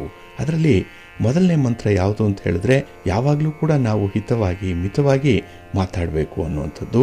ಏಕೆಂದರೆ ಅತಿಯಾದರೆ ಅಮೃತ ಕೂಡ ವಿಷವಾಗುತ್ತೆ. ಈ ಮಾತಿನಿಂದ ಅನರ್ಥಗಳು ಜಾಸ್ತಿ ಆಗಿಬಿಡುತ್ತೆ. ಹಾಗಾಗಿ ಎಲ್ಲಿ ಎಷ್ಟು ಬೇಕೋ ಅಷ್ಟೇ ಮಾತಾಡಬೇಕು. ಹಾಗೆ ಮಾತಾಡುವಂಥ ಸಂದರ್ಭದಲ್ಲಿ ಮಧುರವಾಗಿ ಮಾತು ಇರಬೇಕು. ಹಾಗೆ ನಮ್ಮ ಮಾತು ಬೇರೆಯವರಿಗೆ ತೊಂದರೆಯನ್ನು ಕೊಡಬಾರ್ದು, ಬೇರೆಯವರನ್ನ ಅಣಕಿಸಬಾರದು, ಅವರನ್ನ ದೂಷಿಸಬಾರ್ದು, ದ್ವೇಷ ಮಾಡಬಾರ್ದು. ಆ ರೀತಿಯಲ್ಲಿ ಮಾತು ಇರಬೇಕು ಅನ್ನುವಂಥದ್ದು ಮೊದಲನೇ ಮಂತ್ರ. ಇದನ್ನು ಹಿರಿಯರು ಯಾವಾಗಲೂ ಹೇಳ್ತಾ ಇದ್ರು. ಆದರೆ ಅನುಸರಣೆ ಮಾಡುವಂತಹ ಸಂದರ್ಭದಲ್ಲಿ ನಮಗೆ ಕೋಪ ಬಂದಾಗ ಮಾತು ವ್ಯತ್ಯಯ ಆಗುತ್ತೆ. ಇದರಿಂದ ಜಗಳ, ಕದನ, ಮನಸ್ತಾಪ, ಹಾಗೆ ಸಂಬಂಧಗಳಲ್ಲಿ ದೂರ ಉಳಿಯುವಂಥ ಸಾಧ್ಯತೆಗಳು ಹೆಚ್ಚಾಗಿರುತ್ತೆ. ಸ್ವಲ್ಪ ಎಚ್ಚರಿಕೆಯಿಂದ ಇರಿ. ಇನ್ನು ಎರಡನೇ ಮಂತ್ರ, ನಮ್ಮಲ್ಲಿರುವಂಥ ಅಹಂಕಾರ ಸೊನ್ನೆಯಾಗಬೇಕು. ಅಹಂ ಅನ್ನುವಂಥದ್ದನ್ನು ನಾವು ಬಿಡಬೇಕು. ಇಲ್ಲದೇ ಇದ್ದರೆ ಅಹಂಕಾರದಿಂದಲೇ ಸರ್ವನಾಶ ಶತಸಿದ್ಧವಾಗಿ ಇರುವಂಥದ್ದು. ಇದನ್ನು ನಾವು ರಾಮಾಯಣ, ಮಹಾಭಾರತದ ಕಥೆಗಳಿಂದ ಕೇಳ್ತೇವೆ. ನಿತ್ಯ ಜೀವನದಲ್ಲೂ ಕೂಡ ಇಂಥದ್ದನ್ನು ಅನುಭವಿಸಿದ್ದೇವೆ ಅಥವಾ ನೋಡಿದ್ದೇವೆ. ಆದ್ದರಿಂದ ಈ ಎರಡನೇ ಮಂತ್ರ ಬಹಳ ವಿಶಿಷ್ಟವಾಗಿರುವಂಥದ್ದು. ಇನ್ನು ಮೂರನೇ ಮಂತ್ರ, ನಮಗೆ ಭಯ ಭಕ್ತಿ ಅನ್ನುವಂಥದ್ದು ಇರಬೇಕು. ಅದರಲ್ಲೂ ನಮಗೆ ಹಿರಿಯರಲ್ಲಿ ಭಯ ಭಕ್ತಿಗಳಿರಬೇಕು, ಭಗವಂತನಲ್ಲಿ ನಮಗೆ ಭಯ ಭಕ್ತಿಗಳು ಇರಬೇಕು. ಹಾಗಾಗಿ ಯಾವುದೇ ವ್ಯಕ್ತಿ ಸಾಧನೆ ಮಾಡಿರಲಿ ಆ ವ್ಯಕ್ತಿಗೆ ಆತ್ಮಕ್ಕೆ ನಾವು ಗೌರವವನ್ನು ಕೊಡಬೇಕು. ಇನ್ನು ನಾಲ್ಕನೇ ಮಂತ್ರ, ಹೊಸ ಹೊಸ ವಿಚಾರವನ್ನು ವಿನಿಮಯ ಮಾಡಿಕೊಳ್ಬೇಕು. ಇದರಿಂದ ನಮಗೆ ಜ್ಞಾನ ಹೆಚ್ಚಾಗುತ್ತೆ. Let knowledge come from everywhere ಅನ್ನೋ ರೀತಿಯಲ್ಲಿ ಬೇರೆ ಬೇರೆ ಮೂಲೆಗಳಿಂದ ನಾವು ಈ ಜ್ಞಾನವನ್ನು ಸಂಪಾದನೆ ಮಾಡಿಕೊಂಡು ನಮ್ಮ ಅನುಭವವನ್ನು ಹೆಚ್ಚಿಸ್ಕೊಳ್ಬೇಕು. ಹಾಗೆ ಆರನೇ ಮಂತ್ರ ಅಂತ ಹೇಳಿದ್ರೆ ಶಾಂತಿ, ಸಮಾಧಾನ ಮತ್ತೆ ಸಹನೆಯಿಂದ ಇರಬೇಕು. ಇದರಿಂದ ದೈವತ್ವ ಖಂಡಿತ ಸಿಕ್ಕತ್ತೆ. ಯಾರಿಗೆ ಸಹನೆ ಇದೆ, ತಾಳ್ಮೆ ಇದೆ, ಪ್ರೀತಿ ಇದೆ, ವಿಶ್ವಾಸ ಇದೆ, ಅವರಿಗೆ ಹೆಚ್ಚು ಜನರು ಮಿತ್ರರಿರ್ತಾರೆ. ಅವರಿಗೆ ಯಾವುದೋ ರೀತಿಯಲ್ಲಿ ಸಹಕಾರವನ್ನು ಮಾಡುವಂಥವರಿದ್ದಾರೆ. ಹಾಗಾಗಿ ತಾಳ್ಮೆಯಿಂದ, ಸಮಾಧಾನದಿಂದ ಜೀವನದಲ್ಲಿ ಇರಬೇಕು ಅನ್ನುವಂಥದ್ದು. ಇನ್ನು ಏಳನೇ ಮಂತ್ರ, ಅನುದಿನ ಅನುಕ್ಷಣ ಖುಷಿಯಾಗಿ ಸಂತೋಷದಿಂದ ಇರಬೇಕು. ಭಗವಂತ ಏನೇ ಒಂದು ಫಲಿತಾಂಶವನ್ನು ಕೊಟ್ಟರೂ ಕೂಡ ಅದು ಒಳ್ಳೆಯದಕ್ಕೆ ಆಗಿದೆ ಅನ್ನುವಂಥ ಒಂದು ಮನಸ್ಥಿತಿಯಲ್ಲಿ ಇರಬೇಕು. ಆಗಿದ್ದೆಲ್ಲ ಒಳ್ಳೆಯದಕ್ಕೆ, ಆಗೋದೆಲ್ಲ ಒಳ್ಳೆಯದಕ್ಕೆ, ಮುಂದೆ ನಮಗೆ ಬರುವಂತಹ ಯಾವುದೇ ರೀತಿಯ ಸನ್ನಿವೇಶಗಳು ಕೂಡ ನಮ್ಮ ಅನುಕೂಲಕ್ಕೆ ಬಂದಿದೆ ಅನ್ನುವಂಥ ರೀತಿಯಲ್ಲಿ ಸಂತೋಷದಿಂದ ಇರಬೇಕು. ಸಂತೋಷದಿಂದ ಅದನ್ನು ಸ್ವೀಕಾರ ಮಾಡಬೇಕು. ಇದರಿಂದ ನಮ್ಮ ಮನಸ್ಸಿಗೆ ನೆಮ್ಮದಿ ಸಿಕ್ಕತ್ತೆ. ಹಾಗಾಗಿ ಈ 7 ದಿನಗಳು 7 ಮಂತ್ರಗಳನ್ನು ನಾವು ಅನುಸರಣೆ ಮಾಡೋದ್ರಿಂದ, ಅಂದರೆ ಒಮ್ಮೆ ಇದನ್ನು ನಾವು ನಮ್ಮ ಜೀವನದಲ್ಲಿ ಅಳವಡಿಸ್ಕೊಂಡ್ರೆ ಅದರಿಂದ ಹೆಚ್ಚು ಸಂತೋಷ, ನೆಮ್ಮದಿ ಸಿಕ್ಕತ್ತೆ. ಹಾಗಾಗಿ ನಾವು ಮಾಡುವಂಥ ಕೆಲಸ ಕಾರ್ಯಗಳಲ್ಲೂ ಕೂಡ ನಮಗೆ ಕಾನ್ಸಂಟ್ರೇಟ್ ಮಾಡಲಿಕ್ಕೆ ಸಹಾಯಕವಾಗುತ್ತೆ. ಇಲ್ಲ ಅಂತ ಹೇಳಿದ್ರೆ ಈ ಬೇರೆಯವರ ಬಗ್ಗೆನೇ ನಾವು ಹೆಚ್ಚು ಯೋಚನೆ ಮಾಡುವಂಥದ್ದು, ಅವರ ವಿಚಾರದಲ್ಲಿ ತಲೆ ಹಾಕುವಂಥದ್ದು, ಬೇಡದ ವಿಚಾರಗಳನ್ನು ಸಂಗ್ರಹ ಮಾಡಿಕೊಳ್ಳುವಂಥದ್ದು. ಹಾಗೆ ಬೇರೆಯವರ ವಿಚಾರ ಅಂತ ಹೇಳಿದ್ರೆ, ಅವರ ಮಾತು ಅಂತ ಹೇಳಿದ್ರೆ ನಮಗೆ ತುಂಬ ಕುತೂಹಲ. ಹಾಗಾಗಿ ಅದನ್ನೇ ಗಾಳಿ ಸುದ್ದಿಯಾಗಿ ಹಬ್ಬಿಸುವಂಥದ್ದು, ಅದರ ಬಗ್ಗೆನೇ ದಿನ ಕಳೆಯುವಂಥದ್ದು. ಹಾಗಾಗಿ ಇಂಥ ವಿಚಾರಗಳಲ್ಲಿ ನಮಗೆ ಸಮಯ ವ್ಯರ್ಥವಾಗುತ್ತೆ. ಹಾಗೆ ನಮ್ಮ ಮನಸ್ಥಿತಿ ಕೂಡ ಅಧೋಗತಿಗೆ ಇಳಿಯುತ್ತೆ. ಹಾಗಾಗಿ ವ್ಯಕ್ತಿ ಉನ್ನತ ಮಟ್ಟದ ಸಾಧನೆ ಮಾಡಬೇಕು ಅಂತ ಹೇಳಿದ್ರೆ ಆದಷ್ಟು ಬೇರೆಯವರ ವಿಚಾರದಲ್ಲಿ ತಲೆ ಹಾಕಬಾರ್ದು, ಬೇರೆಯವರ ವಿಚಾರವನ್ನು ಕುತೂಹಲದಿಂದ ತಿಳ್ಕೊಳ್ಬಾರ್ದು, ಅದನ್ನು ಪ್ರಯತ್ನ ಮಾಡಬಾರ್ದು. ಹಾಗಾಗಿ ನಮ್ಮ ಕೆಲಸ ಕಾರ್ಯಗಳೇ ನಮಗೆ ಬೇಕಾದಷ್ಟಿರುವಾಗ ಅದರ ಬಗ್ಗೆ ಯೋಚನೆ ಮಾಡಿ ಅತ್ಯಂತ ಉತ್ತಮ ಫಲಗಳು ಸಿಕ್ಕಲಿಕ್ಕೆ ಸಾಧ್ಯ ಆಗುತ್ತೆ. ಹಾಗಾಗಿ ಜೀವನ ಅಂತಂದರೆ ಬರೀ 2 ಹೊತ್ತಿನ ಊಟ, ನಿದ್ರೆ ಮತ್ತೆ ಸಮಯವನ್ನು ವ್ಯರ್ಥವಾಗಿ ಕಳೆಯುವಂಥದ್ದಲ್ಲ. ಹಾಗಾಗಿ ಜೀವನಕ್ಕೆ ಒಂದು ಮೌಲ್ಯ ಇದೆ, ಒಂದು ಉದ್ದೇಶ ಇದೆ, ಅದನ್ನು ಅರ್ಥ ಮಾಡಿಕೊಳ್ಬೇಕು. ಹಾಗಾಗಿ ವೃಥಾ ಸಮಯ ಕಳೆಯುವಂಥದ್ದಾಗಲಿ ಅಥವಾ ಅನ್ಯರ ಬಗ್ಗೆ ದ್ವೇಷ ಸಾಧನೆಯನ್ನು ಮಾಡುವಂಥದ್ದನ್ನಾಗಲಿ ಬಿಟ್ಟು ನಮ್ಮ ಕೆಲಸ ಕಾರ್ಯಗಳ ಬಗ್ಗೆ ನಾವು ಗಮನ ಹರಿಸಿದ್ರೆ, ನಮ್ಮ ಗುರಿ ಇದೆ ಅಂತ ಹೇಳಿ ನಾವು ಮೊದಲೇ ನಿರ್ಧಾರಿತವಾಗಿ ಅದನ್ನು ತೀರ್ಮಾನ ಮಾಡಿಕೊಂಡ್ರೆ ನಮ್ಮ ಜೀವನದಲ್ಲೂ ಕೂಡ ಕೆಲವಷ್ಟು ಶಿಸ್ತುಗಳು ಬರುತ್ತೆ. ಆ ಶಿಸ್ತಿನಿಂದಲೇ ಜೀವನ ಸಮೃದ್ಧಿಯಾಗಿರುತ್ತೆ. ಹಾಗಾಗಿ ಯಾರಲ್ಲಿ ಸಮಯ ಪರಿಪಾಲನೆಯಿಂದ ಹಿಡಿದು ಈ ಜೀವನದ ಶಿಸ್ತು ಅನ್ನುವಂಥ ವಿಚಾರದವರೆಗೂ ಕೂಡ ಪರಿಪೂರ್ಣವಾಗಿರ್ತಾರೆ, ಅದರ ಬಗ್ಗೆ ಅವರಿಗೆ ಸಂಪೂರ್ಣವಾದಂತಹ ಜ್ಞಾನ ಇದೆ, ಅಂಥವರು ಸಮೃದ್ಧಿಯ ಜೀವನವನ್ನು ನಡೆಸ್ತಾರೆ, ಸುಖದ ಜೀವನವನ್ನು ನಡೆಸ್ತಾರೆ. ಇಲ್ಲ ಅಂತ ಹೇಳಿದ್ರೆ ಅವರಿಗೆ ಇದ್ದಕ್ಕಿದ್ದಾಗೆ ಕಷ್ಟಗಳು ಬರುತ್ತೆ, ಗುರಿ ಇಲ್ಲದ ಜೀವನ ಅವರದ್ದಾಗಿರುತ್ತೆ. ಹಾಗಾಗಿ ಬಂಧುಗಳೇ, ನಿಮ್ಮ ಜೀವನ ನಿಮ್ಮ ಕೈಯಲ್ಲಿದೆ. ಅದನ್ನ ಹೇಗೆ ಬೇಕಾದರೂ ಕೂಡ ಬಳಸಿಕೊಳ್ಳುವಂಥ ಅವಕಾಶ ಭಗವಂತ ನಿಮಗೆ ಕೊಟ್ಟಿದ್ದಾನೆ. ಹಾಗಾಗಿ ಸಜ್ಜನರ ಸಂಗವದು ಹೆಜ್ಜೆಯನ್ನು ಸವಿದಂತೆ ಅನ್ನುವಂಥ ರೀತಿಯಲ್ಲಿ ಸಜ್ಜನರ ಸಹವಾಸದಲ್ಲಿರಿ, ಒಳ್ಳೆಯ ಆಲೋಚನೆ ಮಾಡಿ, ಒಳ್ಳೆಯ ಕೆಲಸಗಳನ್ನು ಮಾಡ್ತಾ ಇರಿ, ಒಳ್ಳೆಯದಾಗುತ್ತೆ. ಬಂಧುಗಳೇ, ನಮ್ಮ ಜೀವನದಲ್ಲಿ ಸಮಸ್ಯೆಗಳು ಎದುರಾದಾಗ, ಯಾವುದೇ ರೀತಿಯ ದುಃಖ ನೋವು ಉಂಟಾದಾಗ ನಾವು ಅದಕ್ಕೆ ಕಾರಣ ಏನು, ಅದಕ್ಕೆ ಪರಿಹಾರ ಏನು ಅನ್ನುವಂಥ ವಿಚಾರದ ಬಗ್ಗೆ ಚಿಂತನೆ ಮಾಡ್ತೇವೆ. ಆಗ ಜ್ಯೋತಿಷ್ಯರ ಸಲಹೆ ಸಹಕಾರಗಳನ್ನು ಪಡ್ಕೊಳ್ಳುವಂಥ ಅಗತ್ಯತೆ ಕಂಡುಬರುತ್ತೆ. ಹಾಗೆ ನಾವು ಹುಟ್ಟಿರುವಂಥ ಜನ್ಮ ನಕ್ಷತ್ರ ಏನಿದೆ, ಇದರ ಆಧಾರದ ಮೇಲೂ ಕೂಡ ನಮಗೆ ಬಂದೊದಗಿರುವಂತಹ ಸಮಸ್ಯೆಗಳನ್ನು ವಿಶ್ಲೇಷಣೆ ಮಾಡುವಂಥದ್ದಿದೆ. ಇದನ್ನೇ ಜಾತಕ ವಿಮರ್ಶೆ ಮಾಡುವಂಥದ್ದು ಅನ್ನುವಂಥ ವಿಚಾರವನ್ನು ತಿಳಿಸ್ತಾರೆ. ಹಾಗಾಗಿ ನಮ್ಮ ಜನ್ಮ ನಕ್ಷತ್ರದ ಆಧಾರದ ಮೇಲೆ ಜ್ಯೋತಿಷಿಗಳು ಈ ವಿಮರ್ಶೆ ಮಾಡುವಂತಹ ಸಂದರ್ಭದಲ್ಲಿ 27 ನಕ್ಷತ್ರಗಳಲ್ಲಿ ಪ್ರತಿಯೊಂದು ನಕ್ಷತ್ರ ಕೂಡ 4 ಪಾದಗಳನ್ನು ಒಳಗೊಂಡಿರುತ್ತೆ. ಈ ನಕ್ಷತ್ರ ಪಾದಗಳು ಕಾಲದಲ್ಲಿ ತಾಯಿಯ ಗರ್ಭದಿಂದ ಹೊರಬಂದ ಶಿಶುವಿನ ಭವಿಷ್ಯವನ್ನು ಜ್ಯೋತಿಷ್ಯ ತಿಳಿಸುತ್ತೆ. ಹಾಗಾಗಿ ನಮಗೆ ನಿಖರವಾಗಿ ಹುಟ್ಟಿರುವಂಥ ಸಮಯ, ಹುಟ್ಟಿರುವಂಥ ದಿನಾಂಕ ಗೊತ್ತಿದ್ರೆ ನಮ್ಮ ರಾಶಿ ಯಾವುದು, ನಮ್ಮ ಲಗ್ನ ಯಾವುದು, ನಮ್ಮ ನಕ್ಷತ್ರ ಯಾವುದು ಅನ್ನುವಂಥದ್ದನ್ನು ಕಂಡುಹಿಡಿಯಲಿಕ್ಕೆ ಸಾಧ್ಯ ಇದೆ. ಹಾಗಾಗಿ ನಮ್ಮ ನಕ್ಷತ್ರ ಇದುವೇ ಅಂತ ಹೇಳಿ ಗೊತ್ತಾದಾಗ ಆ ನಕ್ಷತ್ರವನ್ನು ವಿಮರ್ಶೆ ಮಾಡುವಂಥದ್ದು, ಜನನ ಕಾಲದಲ್ಲಿ ಯಾವ ದೋಷಗಳಿತ್ತು ಅನ್ನುವಂಥದ್ದನ್ನು ಕಂಡುಹಿಡಿಯಲಿಕ್ಕೆ ಸಾಧ್ಯವಾಗುತ್ತೆ. ಹಾಗಾಗಿ ನಂಬಿಕೆ ಇದ್ದಂಥವರು ಅದರ ಬಗ್ಗೆ ಪರಿಹಾರ ಕ್ರಮಗಳನ್ನು ಅನುಸರಣೆ ಮಾಡ್ತಾರೆ, ಜೀವನದಲ್ಲಿ ಸುಖ ಶಾಂತಿಯನ್ನು ಕಾಣ್ತಾರೆ. ಆ ನಂಬಿಕೆ ಇಲ್ಲದಂಥವರು ಅದೇ ರೀತಿ ಮುಂದುವರಿಯುವಂಥದ್ದಿದೆ, ಕಷ್ಟಗಳು ಕೂಡ ಅವರ ಜೊತೆಯಲ್ಲೇ ಸಾಗುವಂಥದ್ದು ಇರುತ್ತೆ. ಹಾಗಾಗಿ ನಾವು ಯಾವುದೇ ಒಂದು ಸಣ್ಣ ಪುಟ್ಟ ಅನಾರೋಗ್ಯ ಸಮಸ್ಯೆಗೆ ಹೇಗೆ ಮದ್ದನ್ನು ಮಾಡ್ಕೊಳ್ತೇವೆ, ಔಷಧವನ್ನು ತೆಗೆದುಕೊಳ್ತೇವೆ, ಅದೇ ರೀತಿಯಲ್ಲಿ ಈ ಸಮಸ್ಯೆಗಳಿಗೂ ಕೂಡ ಪರಿಹಾರವನ್ನು ಮಾಡಿಕೊಳ್ಬೇಕು ಅನ್ನುವಂಥದ್ದನ್ನು ಹಿರಿಯರು ತಿಳಿಸ್ತಾರೆ. ಹಾಗಾಗಿನೇ ಈ 27 ನಕ್ಷತ್ರಗಳಲ್ಲಿ ಯಾವ ನಕ್ಷತ್ರದಲ್ಲಿ ಹುಟ್ಟಿದಾಗ ನಮಗೆ ತೊಂದರೆ ಆಗುತ್ತೆ ಅನ್ನುವಂಥ ವಿಚಾರವನ್ನು ಈ ದಿನ ತಿಳ್ಕೊಳ್ಳೋಣ. ಇಲ್ಲಿ ಅಶ್ವಿನಿ ನಕ್ಷತ್ರದ 1ನೇ ಪಾದದಲ್ಲಿ ಹಾಗೆ ಭರಣಿ ನಕ್ಷತ್ರದ 3ನೇ ಪಾದದಲ್ಲಿ ಜನಿಸಿದ ಮಗುವಿಗೆ ತಾಯಿ ಹಾಗೆ ತಂದೆಗೆ ಗಂಡಾಂತರ ಇರುತ್ತೆ ಅಂತ ಹೇಳ್ತಾರೆ. ಇನ್ನು ಕೃತ್ತಿಕಾ ನಕ್ಷತ್ರದ 3ನೇ ಪಾದದಲ್ಲಿ ಜನಿಸಿದಂತಹ ಗಂಡು ಮಗು ಅದರ ತಂದೆಗೆ ಗಂಡಾಂತರವಾದರೆ ಹೆಣ್ಣು ಮಗು ತಾಯಿಗೆ ಗಂಡಾಂತರವನ್ನು ತರುತ್ತೆ ಅನ್ನುವಂಥ ಒಂದು ಅಂಶ ಇದೆ.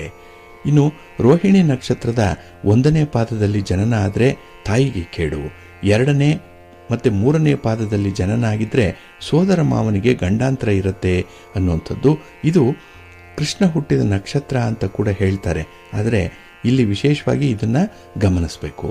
ಇನ್ನು ಪುಷ್ಯ ನಕ್ಷತ್ರದ 1ನೇ ಪಾದದಲ್ಲಿ ಜನಿಸಿದಂತಹ ಶಿಶು ಗಂಡಾದರೆ ತಂದೆಗೆ, ಹೆಣ್ಣಾದರೆ ತಾಯಿಗೆ ಸ್ವಲ್ಪ ತೊಂದರೆ ಇರುತ್ತೆ, ಅವರ ಹಣಕಾಸಿನ ಅಭಿವೃದ್ಧಿಗಳು ಅಷ್ಟೊಂದು ಚೆನ್ನಾಗಿರಲ್ಲ ಅನ್ನುವಂಥ ಒಂದು ವಿಚಾರ ಇದೆ.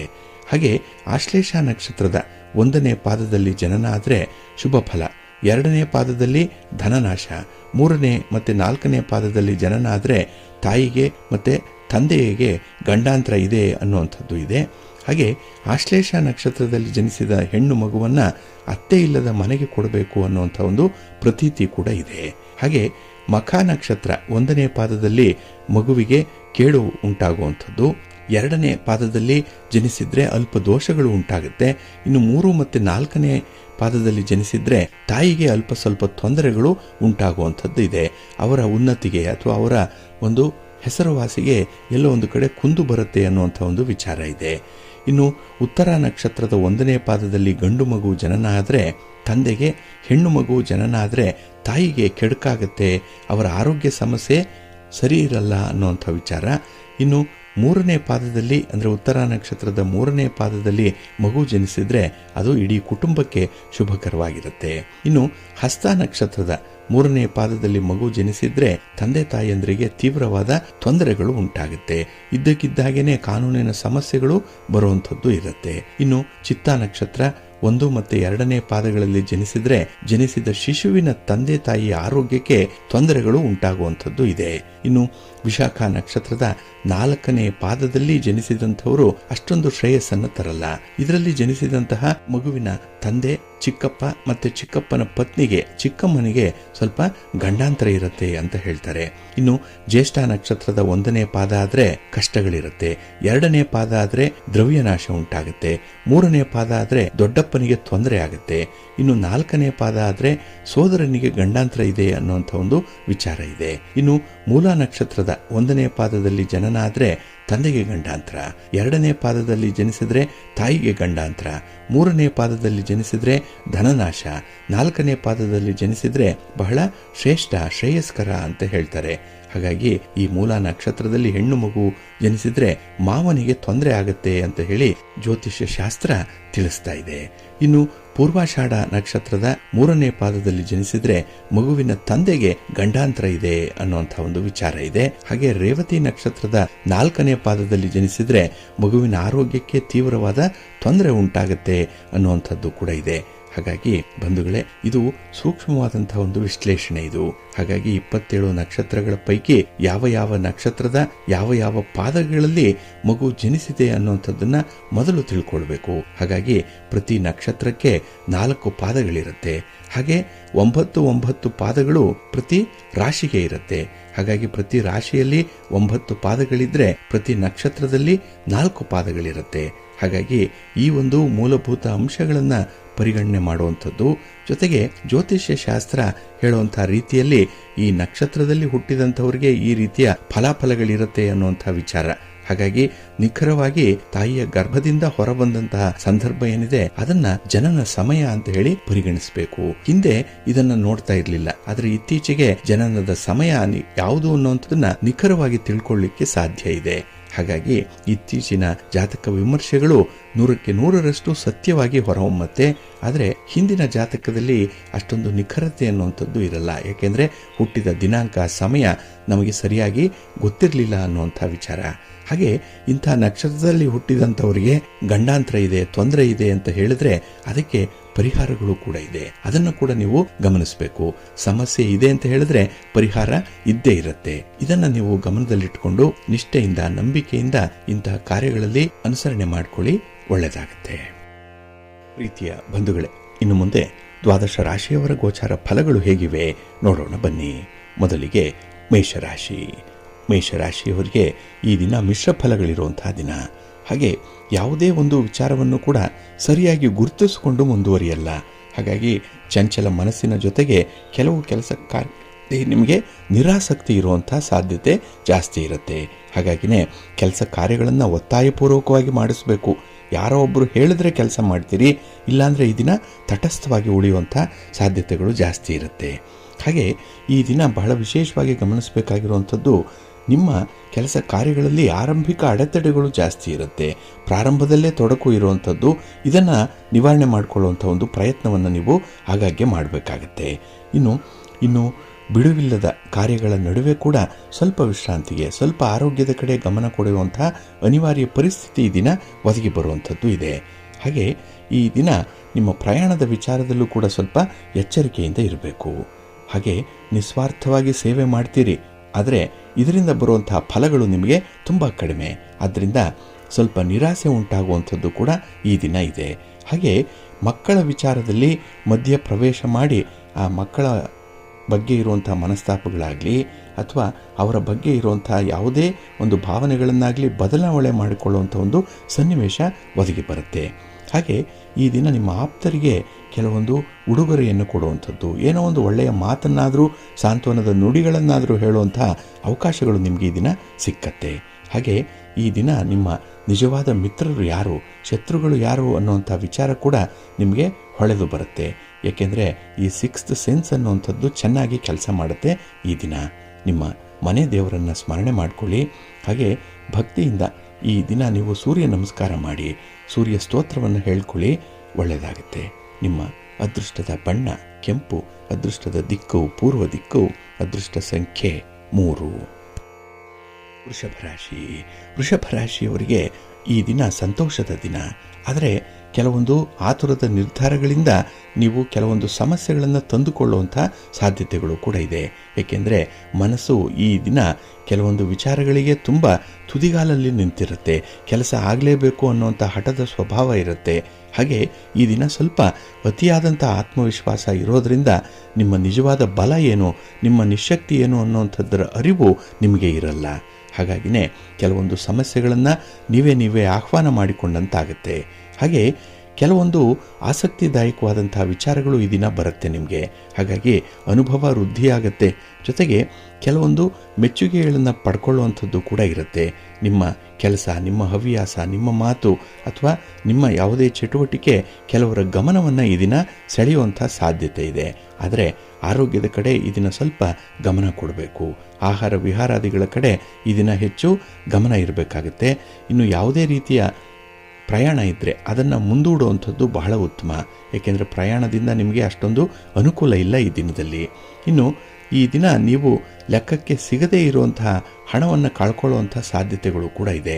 ವೃಥಾ ಖರ್ಚಾಗುವಂಥದ್ದು ಇದೆ. ಹಾಗಾಗಿ ಯಾವುದೇ ವಿಚಾರ ಆದರೂ ಕೂಡ ಲೆಕ್ಕಾಚಾರದಲ್ಲಿ ಮಾಡಿ ಅದನ್ನು ಮುಂದುವರಿಸಿ. ಇನ್ನು ದೀರ್ಘಕಾಲದ ಸ್ನೇಹ ಮತ್ತೆ ಹೊಸದಾಗಿ ಆರಂಭ ಆಗುವಂಥ ಸಾಧ್ಯತೆಗಳು ಕೂಡ ಇದೆ. ಹಾಗಾಗಿ ಜೀವನದಲ್ಲಿ ಮತ್ತೊಮ್ಮೆ ನಿಮಗೆ ಚೈತ್ರ ಮಾಸ ಒದಗಿ ಬರುವಂಥ ಸಂದರ್ಭ ಇದು. ಹಾಗಾಗಿ ಬೇರೆಯವರ ಗೆಳೆತನವನ್ನು, ಬೇರೆಯವರನ್ನು ಆಶ್ರಯಿಸುವಂಥದ್ದು, ಅವರ ಒಂದು ವ್ಯಕ್ತಿತ್ವವನ್ನು ನೀವು ಆದರ್ಶವಾಗಿ ಪರಿಗಣಿಸುವಂಥ ಸಾಧ್ಯತೆ ಈ ದಿನ ಕಾಣಿಸ್ತಾ ಇದೆ. ಹಾಗಾಗಿ ಹೊಸತನಕ್ಕೆ ಕಾಲಿಡುವಂಥ ಒಂದು ಪರ್ವ ಸಮಯ ಇದು. ಅದನ್ನು ಭಗವಂತನ ಅನುಗ್ರಹದಿಂದ ಅನುಸರಣೆ ಮಾಡಿಕೊಳ್ಳಿ, ಒಳ್ಳೆಯದಾಗುತ್ತೆ. ನಿಮ್ಮ ಇಷ್ಟ ದೇವರನ್ನು ಪ್ರಾರ್ಥನೆ ಮಾಡಿಕೊಳ್ಳಿ, ಗಣಪತಿಯನ್ನು ಧ್ಯಾನ ಮಾಡಿ, ಗಣಪತಿಯ ದರ್ಶನ ಮಾಡಿ ನಿರ್ವಿಘ್ನವಾಗಿ ಕೆಲಸಗಳು ಈ ದಿನ ನೆರವೇರುತ್ತೆ. ನಿಮ್ಮ ಅದೃಷ್ಟದ ಬಣ್ಣ ತಿಳಿ ಹಸಿರು, ಅದೃಷ್ಟದ ದಿಕ್ಕು ಉತ್ತರ ದಿಕ್ಕು, ಅದೃಷ್ಟ ಸಂಖ್ಯೆ 2. ಮಿಥುನ ರಾಶಿ. ಮಿಥುನ ರಾಶಿಯವರಿಗೆ ಈ ದಿನ ಸಂತೋಷದ ದಿನ. ಅದರಲ್ಲೂ ಕೆಲಸ ಕಾರ್ಯಗಳಲ್ಲಿ ಬಹಳ ಶ್ರದ್ಧೆ ಇರುವಂತಹ ದಿನ.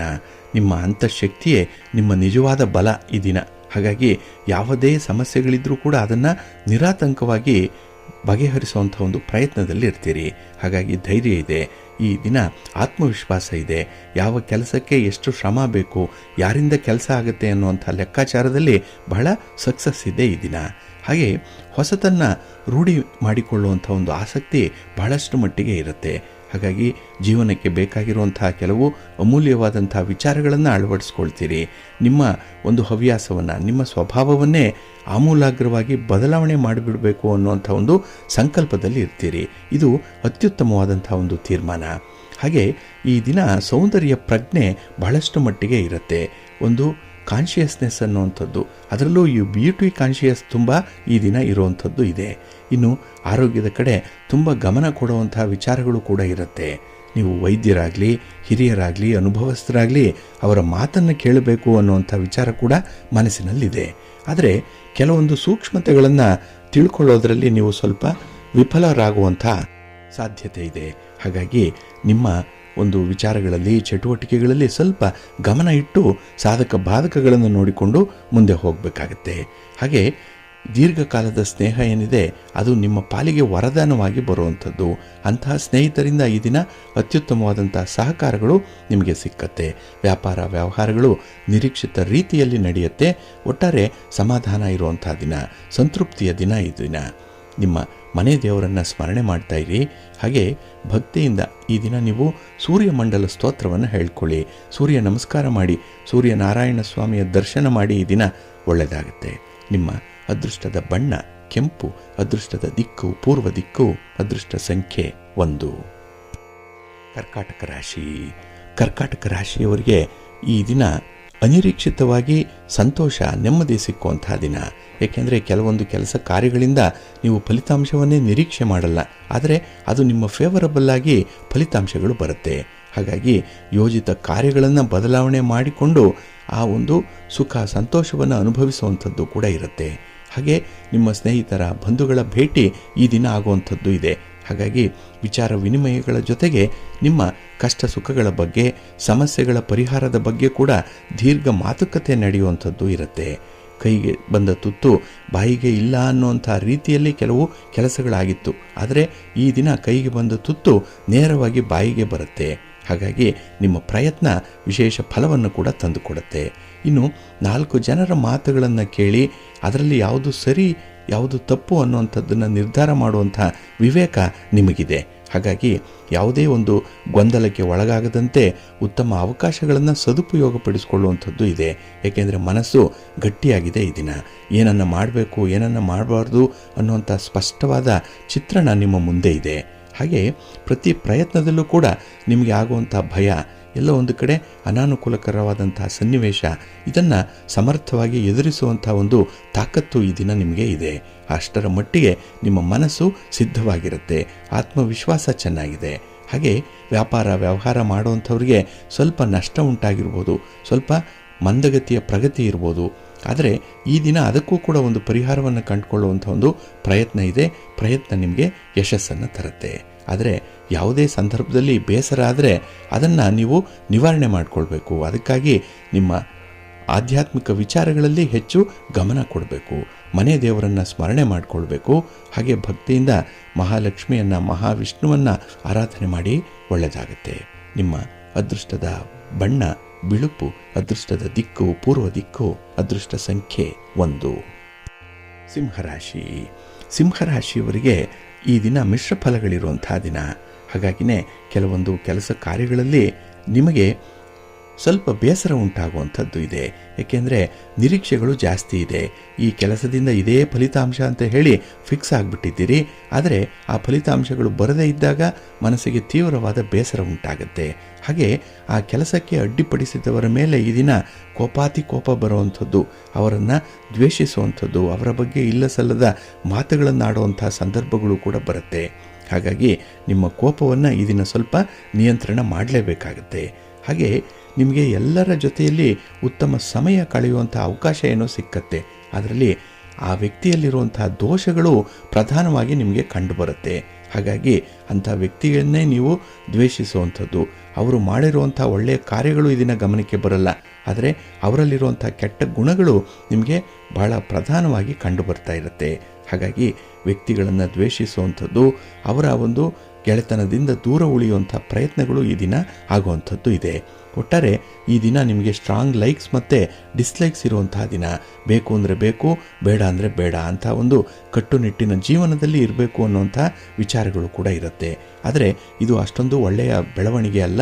ಸ್ವಲ್ಪ ಹೊಂದಾಣಿಕೆಯ ಮೂಲಕ ಹೋಗುವಂಥದ್ದು ತುಂಬ ಉತ್ತಮ. ಇನ್ನು ಯಾವುದೇ ರೀತಿಯ ಉದ್ದೇಶಿತ ಗುರಿಗಳನ್ನಾಗಲಿ ಮಾಡುವಂಥ ಪ್ರಯತ್ನವನ್ನಾಗಲಿ ಬದಲಾವಣೆ ಮಾಡಬೇಡಿ. ಅದರಲ್ಲಿ ಒಂದು ಕನ್ಸಿಸ್ಟೆನ್ಸಿಯನ್ನು ಇಟ್ಕೊಳ್ಳಿ, ಒಳ್ಳೆಯದಾಗುತ್ತೆ. ಹಾಗೆ ನಿಮ್ಮ ಉದ್ಯೋಗಕ್ಕೆ, ನಿಮ್ಮ ವ್ಯಾಪಾರಕ್ಕೆ ಸಂಬಂಧಪಟ್ಟಂತಹ ವಿಚಾರಗಳಲ್ಲಿ ತಜ್ಞರ ಅಭಿಪ್ರಾಯವನ್ನು ಪಡ್ಕೊಂಡು ಮುಂದುವರಿಯುವಂಥದ್ದು ಉತ್ತಮ. ಏಕಾಗಿಯಾಗಿ ನೀವೇ ಯಾವುದೇ ಕೆಲಸಕ್ಕೆ ಕೈ ಹಾಕಬೇಡಿ, ಅಷ್ಟೊಂದು ಸಕ್ಸಸ್ ಇಲ್ಲ. ನಿಮ್ಮ ಮನೆ ದೇವರನ್ನು ಸ್ಮರಣೆ ಮಾಡ್ತಾ ಇರಿ, ಶಿವ ಪಾರ್ವತಿಯರ ದರ್ಶನ ಮಾಡಿ, ಶಿವನ ಪರಿವಾರ ದೇವತೆಗಳನ್ನು ಪ್ರಾರ್ಥನೆ ಮಾಡಿಕೊಳ್ಳಿ. ಈ ದಿನ ಒಳ್ಳೆಯದಾಗುತ್ತೆ. ನಿಮ್ಮ ಅದೃಷ್ಟದ ಬಣ್ಣ ನೇರಳೆ, ಅದೃಷ್ಟದ ದಿಕ್ಕು ಈಶಾನ್ಯ ದಿಕ್ಕು, ಅದೃಷ್ಟ ಸಂಖ್ಯೆ 2. ಕನ್ಯಾ ರಾಶಿ. ಕನ್ಯಾ ರಾಶಿಯವರಿಗೆ ಈ ದಿನ ತಾತ್ಕಾಲಿಕವಾಗಿ ಮಿಶ್ರ ಫಲಗಳಿರುವಂಥ ದಿನ. ಅದರಲ್ಲೂ ಪರಿಸ್ಥಿತಿಯನ್ನು ಸರಿಯಾಗಿ ಪರಿಶೀಲನೆ ಮಾಡದೆ ಕೈಗೊಳ್ಳುವಂಥ ನಿರ್ಧಾರಗಳು ಸ್ವಲ್ಪ ಹಿನ್ನಡೆಯನ್ನು ತರುತ್ತೆ. ಹಾಗಾಗಿ ಯಾವ ಸಂದರ್ಭದಲ್ಲಿ ಯಾವ ನಿರ್ಧಾರಗಳಿರಬೇಕು ಅನ್ನುವಂಥ ವಿವೇಚನೆ, ವಿವೇಕ ಈ ದಿನ ನಿಮ್ಮ ಕೈಯಿಂದ ತಪ್ಪುವಂಥ ಸಾಧ್ಯತೆ ಜಾಸ್ತಿ ಇದೆ. ಹಾಗೆ ಕೆಲಸದಲ್ಲಿ ಏಕಾಗ್ರತೆ ಇಲ್ಲ. ಮನಸ್ಸಿನಲ್ಲಿ ಕೆಲವೊಂದು ಆಲೋಚನೆಗಳು ಇದೆ. ಈ ಕೆಲಸ ಮಾಡಿದ್ರೆ ಒಳ್ಳೆಯದಾಗತ್ತಾ, ಅದನ್ನು ಮಾಡಿದ್ರೆ ಒಳ್ಳೆಯದಾಗತ್ತಾ ಅನ್ನೋಂಥರ ಲೆಕ್ಕಾಚಾರದಲ್ಲಿ ಇರ್ತೀರಿ. ಯಾವುದರಲ್ಲೂ ಕೂಡ ಒಂದು ಸ್ಥಿರತೆ ಅನ್ನುವಂಥದ್ದು ಇರಲ್ಲ. ಹಾಗಾಗಿ ಪರಿಪೂರ್ಣವಾದ ಕೆಲಸವನ್ನು ಮಾಡಿ ಪೂರ್ಣ ಫಲವನ್ನು ಅನುಭವಿಸುವಂಥ ಯೋಗ ಈ ದಿನ ನಿಮಗೆ ಕಡಿಮೆ ಇದೆ. ಹಾಗೆ ನಿಮ್ಮ ಪ್ರಯತ್ನ ಹೇಗೆ ಇದ್ದರೂ ಕೂಡ ದೈವದ ಯೋಜನೆ ಬೇರೆ ರೀತಿಯಲ್ಲೇ ಇರುತ್ತೆ. ಏಕೆಂದರೆ ಫಲಾಫಲಗಳನ್ನು ಕೊಡುವಂಥವನು ಭಗವಂತ. ನಿಮ್ಮ ಪ್ರಯತ್ನ ನಿಮಿತ್ತ ಮಾತ್ರವಾಗಿದೆ ಅನ್ನುವಂಥದ್ದು ಸತ್ಯ ನಿಮ್ಮ ಅರಿವಿಗೆ ಬರುತ್ತೆ ಈ ದಿನ. ಹಾಗೆ ಯಾವುದೇ ವಿಚಾರಕ್ಕೂ ಕೂಡ ನೀವು ದುಃಖಿಸುವಂಥ ಅಗತ್ಯ ಇಲ್ಲ, ಬೇಸರ ಪಡುವಂಥ ಅಗತ್ಯ ಇಲ್ಲ. ಏಕೆಂದರೆ ಭಗವಂತನ ಸೃಷ್ಟಿಯಲ್ಲಿ ಎಲ್ಲವೂ ಕೂಡ ಸಹಜವಾಗಿಯೇ ಇರುವಂಥದ್ದು. ಇನ್ನು ಈ ದಿನ ನಿಮ್ಮ ಬಂಧುಗಳಿಂದ, ಅದರಲ್ಲೂ ವಿಶೇಷವಾಗಿ ನಿಮ್ಮ ತಂದೆಯಿಂದ ಸ್ವಲ್ಪ ಹಣದ ಸಹಾಯ ಒದಗುವಂಥ ಸಾಧ್ಯತೆ ಇದೆ. ಆದರೆ ನಿಮ್ಮ ತಾಯಿ ಏನಾದರೂ ಇದ್ದರೆ ಅವರು ನಿಮ್ಮ ಬಗ್ಗೆ, ನಿಮ್ಮ ಕೆಲಸ ಕಾರ್ಯಗಳ ಬಗ್ಗೆ ಕೆಲವೊಂದು ಉಪದೇಶಗಳನ್ನು ಹೇಳುವಂಥದ್ದು, ಹಾಗೆ ನಿಮ್ಮನ್ನು ಸರಿಯಾದ ವ್ಯಕ್ತಿಯಾಗಿ ರೂಪಿಸಬೇಕು ಅನ್ನುವಂಥ ಪ್ರಯತ್ನ ಅವರ ಮಾತಿನಲ್ಲಿರುತ್ತೆ. ಹಾಗಾಗಿ ನಿಮ್ಮ ತಂದೆ ತಾಯಿಯಂದರ ಮಾತಿಗೆ ಈ ದಿನ ಗೌರವ ಕೊಡಿ. ಅವರಲ್ಲಿ ಇರುವಂಥ ವಿಚಾರಗಳು, ಅವರು ನಿಮಗಾಗಿ ಮಾಡ್ತಾ ಇರುವಂಥ ಪ್ರಯತ್ನಗಳ ಬಗ್ಗೆ ಸ್ವಲ್ಪ ತಿಳ್ಕೊಳ್ಳುವಂಥ ಒಂದು ಪ್ರಯತ್ನ ಮಾಡಿ. ಹಾಗೆ ಯಾರ ಮೇಲೂ ಕೂಡ ಈ ದಿನ ಪ್ರೀತಿ ಉಂಟಾಗುವಂಥ ಅವಕಾಶ ಇದೆ. ಹಾಗೆ ಸಮರ್ಥವಾಗಿ ವಿದ್ಯಾರ್ಥಿಗಳು ದಿನದ ಸಮಯವನ್ನು ಬಳಸ್ಕೊಳ್ಳಿ, ಒಳ್ಳೆಯದಾಗುತ್ತೆ. ನಿಮ್ಮ ಮನೆ ದೇವರನ್ನು ಸ್ಮರಣೆ ಮಾಡ್ತಾ ಇರಿ. ಈ ದಿನ ಸರಸ್ವತಿಯನ್ನು ಆರಾಧನೆ ಮಾಡಿ, ಲಕ್ಷ್ಮಿಯನ್ನು ಪ್ರಾರ್ಥನೆ ಮಾಡಿಕೊಳ್ಳಿ, ಪಾರ್ವತಿಯನ್ನು ದರ್ಶನ ಮಾಡಿ, ಒಳ್ಳೆಯದಾಗುತ್ತೆ. ನಿಮ್ಮ ಅದೃಷ್ಟದ ಬಣ್ಣ ಬಿಳುಪು, ಅದೃಷ್ಟದ ದಿಕ್ಕು ಈಶಾನ್ಯ ದಿಕ್ಕು, ಅದೃಷ್ಟ ಸಂಖ್ಯೆ 2. ತುಲಾರಾಶಿ. ತುಲಾರಾಶಿಯವರಿಗೆ ಈ ದಿನ ಬಹಳ ವಿಶೇಷವಾಗಿರುವಂಥ ದಿನ. ಅದರಲ್ಲೂ ಈ ದಿನವನ್ನು ವಿಶೇಷ ಕಾಳಜಿಯಿಂದ ನೀವು ಮುಂದುವರಿಸುವಂಥದ್ದು ಇದೆ. ಹಾಗಾಗಿ ಜೀವನದಲ್ಲಿ ಆಸಕ್ತಿ ಇದೆ. ಜೀವನ ಅಂತ ಹೇಳಿದ್ರೆ ನಿಮಗೆ ಈ ದಿನ ಸಂತೋಷದ ಕ್ಷಣ ಅನ್ನುವಂಥ ವಿಚಾರಗಳು ಗೊತ್ತಾಗಿರುತ್ತೆ. ಹಾಗೆ ನಿಮ್ಮ ಕೆಲಸ ಕಾರ್ಯಗಳು, ನಿಮ್ಮ ಜವಾಬ್ದಾರಿಗಳು, ಇದರ ಬಗ್ಗೆ ಬಹಳ ಸೂಕ್ಷ್ಮವಾಗಿ ನೀವು ವರ್ತಿಸುವಂಥದ್ದು ಕೂಡ ಇದೆ. ಹಾಗೆ ಸ್ನೇಹಿತರ ಜೊತೆ ಮೋಜು ಮಸ್ತಿಯಲ್ಲಿ ಭಾಗವಹಿಸುವಂಥದ್ದು, ಸಂತೋಷದ ಸನ್ನಿವೇಶಗಳು ಈ ದಿನ ಹೆಚ್ಚು ಹೆಚ್ಚು ಒದಗಿ ಬರುವಂಥ ಸಾಧ್ಯತೆ ಇದೆ. ಹಾಗೆ ಈ ಜಾಹೀರಾತು ವಿಭಾಗದಲ್ಲಿ ಇರುವಂಥವ್ರಿಗೆ, ಕಲಾವಿದರಿಗೆ, ಸಾಹಿತಿಗಳಿಗೆ ಈ ದಿನ ಅತ್ಯುತ್ತಮವಾದಂಥ ದಿನ. ಏಕೆಂದರೆ ನಿಮ್ಮಲ್ಲಿರುವಂಥ ಪ್ರತಿಭೆಯನ್ನು ತೋರಿಸಲಿಕ್ಕೆ ಅವಕಾಶಗಳು ಸಿಕ್ಕುವಂಥ ಸಂದರ್ಭಗಳು ಬೇಕಾದಷ್ಟು ಬರುತ್ತೆ. ಅದನ್ನು ನೀವು ಬಳಸ್ಕೊಂಡ್ರೆ, ಆ ಸಮಯವನ್ನು ಎನ್ಕ್ಯಾಶ್ ಮಾಡಿಕೊಂಡ್ರೆ ಸಮೃದ್ಧಿ ಇರುತ್ತೆ. ಮುಂದಿನ ಜೀವನ ಈ ದಿನದ ಭವಿಷ್ಯದಲ್ಲೇ ಅಥವಾ ಈ ದಿನದ ತೀರ್ಮಾನದಲ್ಲೇ ಸೆಟ್ಲ್ ಆಗುವಂಥ ಸಾಧ್ಯತೆ ಜಾಸ್ತಿ ಇದೆ. ಆದರೆ ಈ ದಿನ ವಾಗ್ಮಿಗಳು, ಮಾತು ಬಲ್ಲಂಥವರು, ಮಾತನ್ನೇ ಬಂಡವಾಳವಾಗಿ ಇಟ್ಕೊಂಥವರು ಸಿಕ್ಕ ಅವಕಾಶವನ್ನು ಸದುಪಯೋಗ ಮಾಡ್ಕೊಳ್ತೀರಿ. ಇದು ನಿಮ್ಮಲ್ಲಿರುವಂಥ ಒಂದು ಪ್ರತಿಭೆ, ನಿಮ್ಮ ದೂರದೃಷ್ಟಿತ್ವಕ್ಕೆ ಸಾಕ್ಷಿಯಾಗಿ ನಿಲ್ಲುತ್ತೆ. ಹಾಗೆ ಈ ದಿನ ನಿಮ್ಮ ಉಪಕಾರಕ್ಕೆ ಪ್ರತ್ಯುಪಕಾರ ಸಿಕ್ಕುವಂಥ ಎಲ್ಲ ಸಾಧ್ಯತೆಗಳು ಕೂಡ ಇದೆ. ಯಾವುದೋ ಸಂದರ್ಭದಲ್ಲಿ ಯಾರಿಗೋ ಮಾಡಿರುವಂಥ ಒಂದು ಸಹಾಯ, ಒಂದು ಉಪಕಾರ ಅಥವಾ ಒಂದು ಒಳ್ಳೆಯ ಕೆಲಸ ಈ ದಿನ ನಿಮಗೆ ಪ್ರತಿಫಲ ರೂಪವಾಗಿ ಮನಸ್ಸನ್ನು ಸಂತೋಷಗೊಳಿಸುತ್ತೆ. ಹಾಗಾಗಿ ಅಂಥ ಒಂದು ವಿಶೇಷ ಸಹಾಯ ಸಹಕಾರಗಳು ಕೂಡ ನಿಮಗೆ ಸಿಕ್ಕುವಂಥದ್ದು ಇದೆ. ಇನ್ನು ಸಂಪ್ರದಾಯದ ವಿಚಾರದಲ್ಲಿ ನಿಮಗೆ ಆಸಕ್ತಿ ಹೆಚ್ಚಾಗುವಂಥದ್ದು ಇದೆ. ನಿಮ್ಮ ಸಂಪ್ರದಾಯ, ನಿಮ್ಮ ಒಂದು ಪದ್ಧತಿ, ನಿಮ್ಮ ಸಂಸ್ಕೃತಿ, ನಿಮ್ಮ ಸಂಸ್ಕಾರ, ನಿಮ್ಮ ಒಂದು ಮನೋಧರ್ಮ, ಇದರ ಬಗ್ಗೆ ಹೆಚ್ಚು ಹೆಚ್ಚು ಆಸಕ್ತಿ ಇದೆ. ಅದರ ಬಗ್ಗೆ ಒಂದು ಮಾತುಕತೆ, ಬೇರೆಯವರಿಗೆ ತಿಳುವಳಿಕೆ ಹೇಳುವಂಥದ್ದು ಅಥವಾ ನೀವು ಉಪದೇಶವನ್ನು ಪಡ್ಕೊಳ್ಳುವಂಥ ಸಾಧ್ಯತೆಗಳು ಈ ದಿನ ಹೆಚ್ಚಾಗಿರುತ್ತೆ. ಒಟ್ಟಾರೆ ಜ್ಞಾನ ವಿಕಾಸದ ಜೊತೆಗೆ ಸಂತೋಷ ಕೂಡ ಈ ದಿನ ನಿಮಗೆ ಲಭ್ಯವಾಗುತ್ತೆ. ನಿಮ್ಮ ಮನೆ ದೇವರನ್ನು ಸ್ಮರಣೆ ಮಾಡ್ತಾ ಇರಿ. ಹಾಗೆ ಭಕ್ತಿಯಿಂದ ಹನುಮಾನ್ ಚಾಲೀಸನ್ನು ಹೇಳ್ಕೊಳ್ಳಿ, ಆಂಜನೇಯ ಸ್ತೋತ್ರವನ್ನು ಹೇಳ್ಕೊಳ್ಳಿ, ದರ್ಶನ ಮಾಡಿ, ಒಳ್ಳೆಯದಾಗುತ್ತೆ. ನಿಮ್ಮ ಅದೃಷ್ಟದ ಬಣ್ಣ ಕೇಸರಿ, ಅದೃಷ್ಟದ ದಿಕ್ಕು ಈಶಾನ್ಯ ದಿಕ್ಕು, ಅದೃಷ್ಟ ಸಂಖ್ಯೆ 1. ವೃಶ್ಚಿಕ ರಾಶಿ. ವೃಶ್ಚಿಕ ರಾಶಿಯವರಿಗೆ ಈ ದಿನ ಮಿಶ್ರ ಫಲಗಳಿರುವಂಥ ದಿನ. ಅದರಲ್ಲೂ ನಿಮ್ಮ ಮನಸ್ಸು, ನಿಮ್ಮ ದೇಹ ಈ ದಿನ ಸ್ವಲ್ಪ ವಿಶ್ರಾಂತಿಯನ್ನು ಬಯಸುತ್ತೆ. ಏಕೆಂದರೆ ಬಿಡುವಿಲ್ಲದ ಚಟುವಟಿಕೆಗಳಲ್ಲಿ ಈ ದಿನ ಗೋಜಲಾಗಿರುವಂಥ ಜೀವನದಲ್ಲಿ ಏಕಾಂಗಿಯಾಗಿರಬೇಕು ಅನ್ನುವಂಥ ಒಂದು ಮನಸ್ಥಿತಿ ಇದೆ.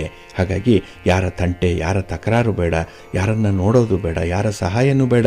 ಹಾಗಾಗಿ ಭಗವಂತ ಮತ್ತು ನಾನು, ನಮಗೆ ಬೇಕಾದಂಥ ಒಂದು ಪರಿವಾರ, ಪ್ರೀತಿ ಪಾತ್ರರು ಇಷ್ಟೇ ಇದ್ದರೆ ಸಾಕು ಅನ್ನುವಂಥ ಒಂದು ಸಂಕುಚಿತ ಭಾವ ಬರುವಂಥದ್ದು ಕೂಡ ಈ ದಿನ ಇರುತ್ತೆ. ಹಾಗೆ ಈ ದಿನ ಮನೆಯಲ್ಲಿ ನಡೆಯುವಂತಹ ಕೆಲವು ವಿದ್ಯಮಾನಗಳು, ಕೆಲವು ಚಟುವಟಿಕೆಗಳು ಸ್ವಲ್ಪ ಬೇಸರವನ್ನು ತರಿಸ್ಬೋದು. ಹಾಗಾಗಿ ಯಾವುದೇ ವ್ಯಕ್ತಿಯನ್ನು ವ್ಯಕ್ತಿಯಾಗಿ ನೀವು ಸ್ವೀಕಾರ ಮಾಡಬೇಕಾಗತ್ತೆ. ಹಾಗೆ ಈ ದಿನ ಸ್ವಲ್ಪ ಧಾರಾಳತನ ಕಡಿಮೆ ಇರುವಂಥದ್ದು, ಸ್ವಲ್ಪ ಬಿಸ್ನೆಸ್ ಮೈಂಡ್ ಇದೆ. ಹಾಗಾಗಿ ಎಲ್ಲಿ ಸಮಯ ಕಳೆದ್ರೆ ನನಗೆ ಅನುಕೂಲ, ಎಲ್ಲಿ ಖರ್ಚು ಮಾಡಿದ್ರೆ ನನಗೆ ಸುಖ ಅನ್ನುವಂಥ ವಿಚಾರಗಳಲ್ಲಿ ತುಂಬ ಲೆಕ್ಕಾಚಾರ ಇದೆ. ಆದರೆ ಈ ದಿನ ವೈರಾಗ್ಯದ ಮನಸ್ಥಿತಿ ಕೂಡ ಆಗಾಗ್ಗೆ ಬರುವಂಥ ಸಾಧ್ಯತೆಗಳು ಕೂಡ ಇರುತ್ತೆ. ಸ್ವಲ್ಪ ಜಾಗ್ರತೆ. ಹಣದ ವಿಚಾರದಲ್ಲಿ ಈ ದಿನ ಬೇಕಾಬಿಟ್ಟಿ ನಿರ್ಧಾರಗಳನ್ನು ಕೈಗೊಳ್ಳಬೇಡಿ. ಯಾವುದೇ ಒಂದು ಕೆಲಸ ಸಕ್ಸಸ್ ಆಗಬೇಕು ಅಂತ ಹೇಳಿದ್ರೆ ಮೆಟ್ಟಿಲಾಗಿ ಏರಬೇಕು ಅನ್ನುವಂಥದ್ದು, ಹಂತವಾಗಿ ಮುಂದುವರಿಯಬೇಕು ಅನ್ನುವಂಥ ವಿಚಾರಗಳಲ್ಲಿ ಸ್ವಲ್ಪ ವ್ಯವಹಾರದ ಪ್ರಜ್ಞೆಯನ್ನು ಇಟ್ಕೊಳ್ಳಿ, ಒಳ್ಳೆಯದಾಗುತ್ತೆ. ನಿಮ್ಮ ಹಣಕಾಸಿನ ಪರಿಸ್ಥಿತಿಯನ್ನು ಗಮನದಲ್ಲಿಟ್ಕೊಂಡು ನಿಮ್ಮ ಯೋಜನೆಯನ್ನು ಜಾರಿಗೊಳಿಸುವಂಥ ಒಂದು ಪ್ರಯತ್ನದಲ್ಲಿ ಇರಬೇಕಾಗತ್ತೆ. ಹಾಗೆ ಎಲ್ಲರ ಮಾತನ್ನು ಕೂಡ ಪರಿಪಾಲನೆ ಮಾಡಬೇಕು ಅನ್ನುವಂಥ ಧೋರಣೆ ಏನಿದೆ ಅದನ್ನು ಬದಲಾವಣೆ ಮಾಡಿಕೊಳ್ಳುವಂಥ ಒಂದು ಸಂದರ್ಭ ಬಂದಿರುತ್ತೆ. ಏಕೆಂದರೆ ಎಲ್ಲರನ್ನೂ ಕೂಡ ಪ್ಲೀಸ್ ಮಾಡಲಿಕ್ಕೆ ಆಗಲ್ಲ, ಎಲ್ಲರನ್ನ ಸಂತೋಷಗೊಳಿಸಲಿಕ್ಕೆ ಆಗಲ್ಲ.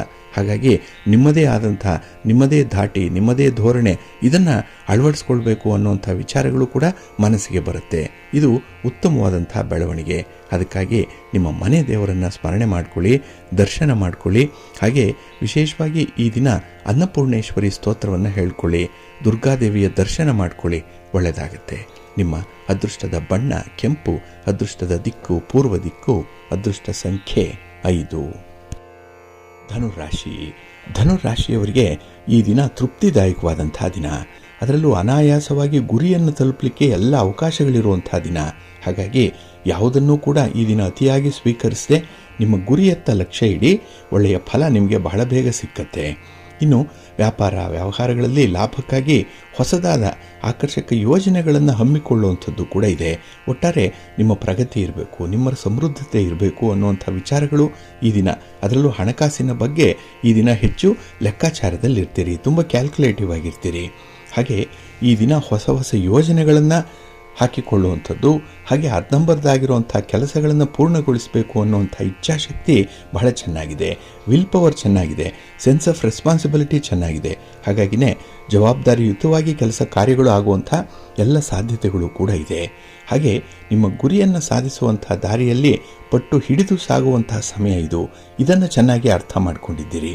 ಹಾಗಾಗಿ ಏಕಾಗ್ರತೆಯಿಂದ ಪ್ರಾಮಾಣಿಕತೆಯಿಂದ ಕೆಲಸವನ್ನು ಮಾಡುವಂಥ ಉತ್ಸಾಹ, ಆ ಚೈತನ್ಯ ನಿಮ್ಮಲ್ಲಿರುತ್ತೆ ಈ ದಿನದಲ್ಲಿ. ಹಾಗೆ ಈ ದಿನ ಪರಿಸ್ಥಿತಿಯನ್ನು ಸರಿಯಾಗಿ ಅವಲೋಕನ ಮಾಡಿಕೊಂಡು ಮುಂದುವರಿಯುವಂಥದ್ದು ಇದೆ. ಹಾಗಾಗಿ ತುಂಬ ಪ್ರಾಕ್ಟಿಕಲ್ ಆಗಿರ್ತೀರಿ, ಫ್ಯಾಮಿಲಿ ಓರಿಯೆಂಟೆಡ್ ಪರ್ಸನ್ ಆಗಿ ಇರ್ತೀರಿ. ಆದರೆ ಈ ಬಂಧುಗಳ ಕಡೆಯಿಂದ ಬರುವಂಥ ಅನಿರೀಕ್ಷಿತ ಸುದ್ದಿಯನ್ನು ನೀವು ಕೇಳುವಂಥ ಒಂದು ಪರಿಸ್ಥಿತಿ ಬರ್ಬೋದು. ಇಲ್ಲಿ ಮನಸ್ಸು ಸ್ವಲ್ಪ ವಿಚಲಿತವಾಗುತ್ತೆ. ಹಾಗಾಗಿ ನಿಮ್ಮ ಕೆಲಸ, ನಿಮ್ಮ ಕಾರ್ಯ, ನಿಮ್ಮ ಚಟುವಟಿಕೆ ಈ ದಿನ ನಿಮ್ಮ ಒಂದು ಸ್ವಾರ್ಥಕ್ಕಾಗಿ ಅಲ್ಲ ಅನ್ನುವಂಥ ವಿಚಾರಗಳು ಕೂಡ ನಿಮಗೆ ಗೊತ್ತಾಗುತ್ತೆ. ಹಾಗಾಗಿ ಎಲ್ಲಿ ಹಿನ್ನಡೆ ಉಂಟಾಗ್ತಾ ಇದೆ, ಅದಕ್ಕೆ ಕಾರಣ ಏನು, ಅದಕ್ಕೆ ಪರಿಹಾರ ಏನು, ನಂತರ ಬರುವಂಥ ಪರಿಣಾಮಗಳೇನು ಅನ್ನುವಂಥ ಎಲ್ಲ ಕಾರ್ಯಕಾರಣ ಸಂಬಂಧವನ್ನು ಬಹಳ ವಿಶ್ಲೇಷಿಸುವಂಥ ಒಂದು ಮನಸ್ಥಿತಿ ಇದೆ. ಯಾವುದನ್ನೂ ಸುಲಭವಾಗಿ ಒಪ್ಕೊಳ್ಳಲ್ಲ, ಆದರೆ ವಿಶ್ಲೇಷಣಾತ್ಮಕವಾಗಿ ಸರಿ ಇರುವಂಥ ಕೆಲಸಗಳು ನಿಮ್ಮ ಪಾಲಿಗೆ ಒದಗಿ ಬರುತ್ತೆ, ಒಳ್ಳೆಯದಾಗುತ್ತೆ. ನಿಮ್ಮ ಮನೆ ದೇವರನ್ನು ಸ್ಮರಣೆ ಮಾಡ್ತಾ ಇರಿ. ಹಾಗೆ ಭಕ್ತಿಯಿಂದ ಲಕ್ಷ್ಮೀ ಸಹಸ್ರನಾಮವನ್ನು ಹೇಳ್ಕೊಳ್ಳಿ, ಅಮ್ಮನವರ ದರ್ಶನ ಮಾಡಿ, ಈ ದಿನ ಪ್ರಾರ್ಥನೆ ಮಾಡಿ, ಒಳ್ಳೆಯದಾಗುತ್ತೆ. ನಿಮ್ಮ ಅದೃಷ್ಟದ ಬಣ್ಣ ಕೆಂಪು, ಅದೃಷ್ಟದ ದಿಕ್ಕು ಪೂರ್ವ ದಿಕ್ಕು, ಅದೃಷ್ಟ ಸಂಖ್ಯೆ 1. ಮಕರ ರಾಶಿ. ಮಕರ ರಾಶಿಯವರಿಗೆ ಈ ದಿನ ಮಿಶ್ರ ಫಲಗಳಿರುವಂಥ ದಿನ.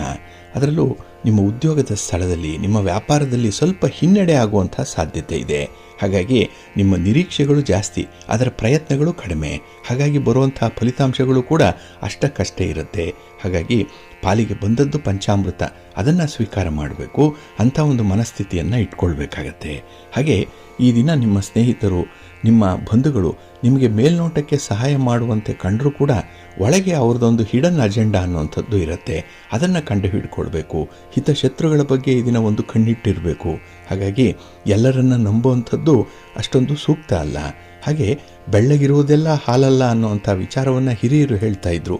ಹಾಗಾಗಿ ವ್ಯಕ್ತಿಯನ್ನು ನೋಡಿದ ಕೂಡಲೇ ಅವರನ್ನು ಜಡ್ಜ್ ಮಾಡುವಂಥದ್ದಾಗಲಿ, ಅವರ ಮೇಲೆ ಜವಾಬ್ದಾರಿಯನ್ನು ವಹಿಸುವಂಥ ವಿಚಾರವನ್ನಾಗಲಿ ಈ ದಿನ ನೀವು ತಂದುಕೊಳ್ಬಾರ್ದು. ಅದು ಅಷ್ಟೊಂದು ಒಳ್ಳೆಯ ಫಲವನ್ನು ಕೊಡಲ್ಲ. ಹಾಗೆ ನಿಮ್ಮ ಪ್ರಯತ್ನವನ್ನು ಯಾರು ಅವಹೇಳನ ಮಾಡ್ತಾರೆ ಅಂಥವ್ರ ಬಗ್ಗೆ ಸ್ವಲ್ಪ ಎಚ್ಚರಿಕೆಯಿಂದ ಇರಬೇಕಾಗತ್ತೆ.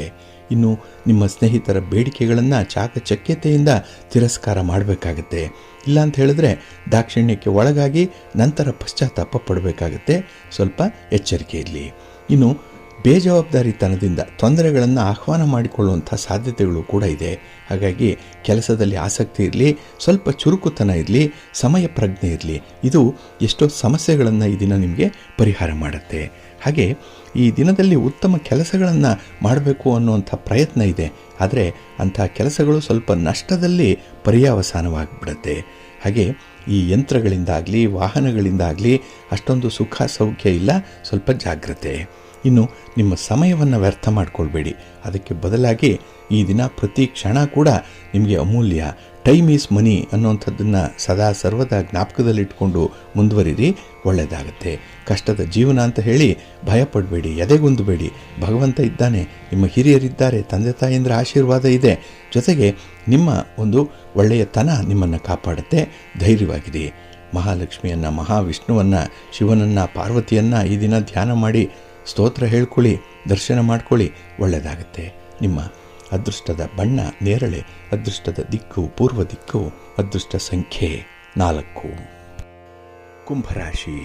ಕುಂಭರಾಶಿಯವರಿಗೆ ಈ ದಿನ ಉತ್ಸಾಹದ ದಿನ, ಸಂತೋಷದ ದಿನ. ಅದರಲ್ಲೂ ಕೆಲವು ಕೆಲಸಗಳನ್ನು ಮಾಡಲೇಬೇಕು ಅನ್ನುವಂಥ ತುಡಿತ ಜಾಸ್ತಿ ಇದೆ. ಹಾಗೆ ಎನರ್ಜಿ ಲೆವೆಲ್ ಈ ದಿನ ತುಂಬ ಇದೆ. ಹಾಗಾಗಿ ಹೊಸ ಹೊಸ ಕಾರ್ಯಗಳನ್ನು ಮಾಡಬೇಕು. ಆ ಕಾರ್ಯಗಳಿಂದ ಕೆಲವರನ್ನು ಮೆಚ್ಚಿಸಬೇಕು, ಕೆಲವರಿಗೆ ಉಡುಗೊರೆ ಕೊಡಬೇಕು, ಅವರ ಪ್ರೀತಿಯನ್ನು ಸಂಪಾದನೆ ಮಾಡಿಕೊಳ್ಬೇಕು, ಅಂಥವರ ಜೊತೆಯಲ್ಲಿ ಹೆಚ್ಚು ಸಮಯ ಕಳೆಯಬೇಕು. ಇಂತಹ ಅಜೆಂಡಾಗಳೇ ಈ ದಿನ ಹೆಚ್ಚಾಗಿರುವಂಥದ್ದು. ಒಟ್ಟಾರೆ ಈ ದಿನ ನಿಮಗೆ ಬೇರೆಯವರ ಬಗ್ಗೆ, ಪ್ರೀತಿ ಪಾತ್ರರ ಬಗ್ಗೆ ತುಂಬ ಕಾಳಜಿ, ಕಳಕಳಿ ಅನ್ನುವಂಥದ್ದು ವ್ಯಕ್ತವಾಗುತ್ತೆ.